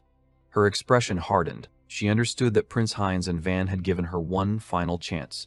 She vowed that with this strike, she would pierce the insect without fail. As that resolve settled inside her, she gathered her power and drove forward again. At the same time, Van forced the insect into one more exchange. He smashed down with all his strength and then looked up, wondering whether it had worked. Believing he had finally opened the way, he immediately prepared to follow up. Then, at that very moment, something changed. Then Van's expression changed. Before he could finish his follow-up, the thunder demon insect's tail snapped at him like a whip. Amelia cried out as blood burst from Van's body and he was flung back with a pained gasp. The insect's tail segments moved independently, creating a whip-like motion whose tip speed surpassed even Van's reflexes, because he had grown used to its close-range attacks with its legs instead. Amelia clenched her teeth and cursed under her breath, but she also realized that her magic charge had finally completed. She tried to rush in at once and thought that she would save Van immediately, but the insect moved first. It pulled Van into its grasp and positioned him in front of itself. Amelia froze in disbelief. She immediately understood what had happened. She thought that this was impossible. First, the creature had cooperated with other monsters. Then it had used a surprise tail attack after luring Van into getting used to close combat. Now it was using a human shield. She realized in horror that this monster was clearly taking tactical actions. She admitted to herself that she had never heard of anything like that before. As Amelia held her spear ready, another realization struck her. She thought that if the next lightning strike was fired, she had no way to resist it. But if she released her spear as things were, Van would be caught in it too. Her grip trembled. Then, Van spoke. He told her that it was fine. Amelia stared in shock. Van said that if she fired like that, they would win with that blow. Amelia started to protest and told him that if she did that, then he would die too. Van immediately cut her off. He shouted that she must not hesitate, that there was no more time, and that she had to do her duty as a commander. Amelia locked eyes with him. In that instant, she realized that what she saw was not reckless resolve. She felt unshakable belief and absolute confidence in victory in his eyes. She understood that this man had already gone beyond her common sense many times. With that realization, Amelia made up her mind. She thought that then she would truly believe in him this time. She declared that she was going. Magic circles roared to life around her as she unleashed Storm Spear Charge once more. She drove straight toward the insect with all her power. The Thunder Demon insect shrieked as the charge closed in. Van, still within reach of the monster, suddenly shouted that now was the moment. At the same time, Van seized the insect's tail and twisted his body. This was his combined trajectory technique, turn. The Thunder Demon insect's tail had a multi-joint structure in which many segments moved freely, but Van applied a rotational load beyond the limit to the tip. The range of the first joint became saturated. The resulting phenomenon was gimbal lock. When multiple rotating axes overlapped on the same plane, freedom of movement was lost and precise control became impossible. Using only physical force, Van caused a structural flaw in the creature itself. The insect let out a strained cry as its body lurched out of alignment. Hanging onto the tail with all his strength, Van shouted for Amelia to pierce it. Amelia roared back and drove her spear through the opening with everything she had. Her charge slammed into the Thunder Demon insect, and a violent explosion of magic and lightning swallowed the battlefield. When the blast finally faded, the swamp was gouged open and the area around them was left torn apart by the impact. Amelia dropped to the ground breathing hard, then immediately looked around in panic. She called out desperately for Van and shouted his full name, searching the wreckage for him. Amelia's eyes widened when she finally found Van still standing amid the wreckage, clutching the bloody wound in his chest. Part of the insect's severed tail lay nearby, twitching with fading purple sparks. She rushed to him, cried that he had to stay with her and not die, and caught him as he collapsed. Van let out a weak laugh and said that she had made it look flashy. He admitted that he had genuinely thought he was going to die. Still shaken, Amelia asked what had actually happened. She said that her spear should not have had enough force to create an explosion that large. Van turned his eyes toward the shattered remains of the Thunder Demon insect and explained that from the beginning, when he kept striking it, he had not only been attacking, he had been searching for its weak point. He said that he had used Crushing Strike with reduced power but greater rotation, sending vibrations into the shell and reading the way they reflected back. From that, he had found a spot beneath the twin wing veins on its back, a place that absorbed vibration unnaturally. He concluded that it had to be the location of the insect's monocore. He then said that when Amelia charged, he guided her spear point toward that exact place. Once she pierced the core, the lightning magic stored inside the creature went out of control, and that was what had caused the massive detonation. Amelia stared at him in disbelief and said that he had calculated all of that in a single exchange of blows. Van replied that it had still been a gamble. Amelia immediately snapped at him, called him an idiot, and scolded him for saying something like that only afterward. She said that he had shortened her lifespan. Van answered that he had not had time to explain more than that. Then, with a faint smile, he added that besides, he had believed she would pull it off. That answer left Amelia silent for a moment. Then she smiled helplessly and remarked that he was saying that again. She admitted that he truly was something. Van soon winced, pressed his wound again, and said that this was not the time to rest. Amelia agreed and reminded him that they were still in the middle of a monster horde. She said that her magic power was exhausted, that he was badly injured, and that they had to reunite with Prince Hines and the others as quickly as possible. She suggested that they circle west, but Van immediately refused. Looking down at the Thunder Demon insect's broken body, Van said that something was wrong. He pointed out that Thunder Demon insects were only supposed to live in the north, so there was no reason one should be in that swamp. He added that if it had merely wandered there by chance, the way it coordinated with the other monsters had been far too organized. As he searched the corpse, he discovered a crimson crystal embedded inside it. He stared at it and said that there was no doubt about it, that it was a magic crystal. Magic crystals were created when natural magical energy gathered and crystallized over many years. Even a single one became a powerful amplifier for magical tools and secret techniques, making it more valuable than the same weight in gold. Van said that he had never heard of such a crystal forming naturally inside a monster. He concluded that someone had implanted it into the thunder demon insect's body for a purpose. From there, his thoughts sharpened. He said that this was no longer an irregular accident. Someone had intentionally sent a powerful monster against the Academy unit. He then declared that the true target was most likely Heinz. Amelia called his name and said that their escape route was already decided. She said that while the prince and the others created a distraction, the two of them would somehow break through the encirclement and regroup with them. Van agreed and told her that they had to hurry. Van thought that the report could wait, because survival came first. Before they could move, however, a new voice rose from the darkness. Wrapped in a purple aura, a hooded figure stepped out of the swamp and said that it was surprising that mere students had managed to defeat the figure's beloved magic thunder insect. Van's eyes immediately locked on to the symbol on the person's chest, and he recognized the emblem. Amelia stepped forward and exclaimed that the figure was one of the remnants of the Purification faction. The hooded person answered that calling them remnants was offensive. The person said that the kingdom had only caught a lizard's tail and thought it had crushed the head. Then the figure declared that they were the true main faction, the guardians of the great pureblood. At that moment, Van felt something colder than magic. It was a warning beyond logic or magical detection, an instinctive alarm living beings felt in the presence of true death. Some called it the smell of death. Van thought that in his previous life he'd only sensed such a thing from demons or beings equal to them. Then he looked at the hooded figure again and realized that this presence felt even worse.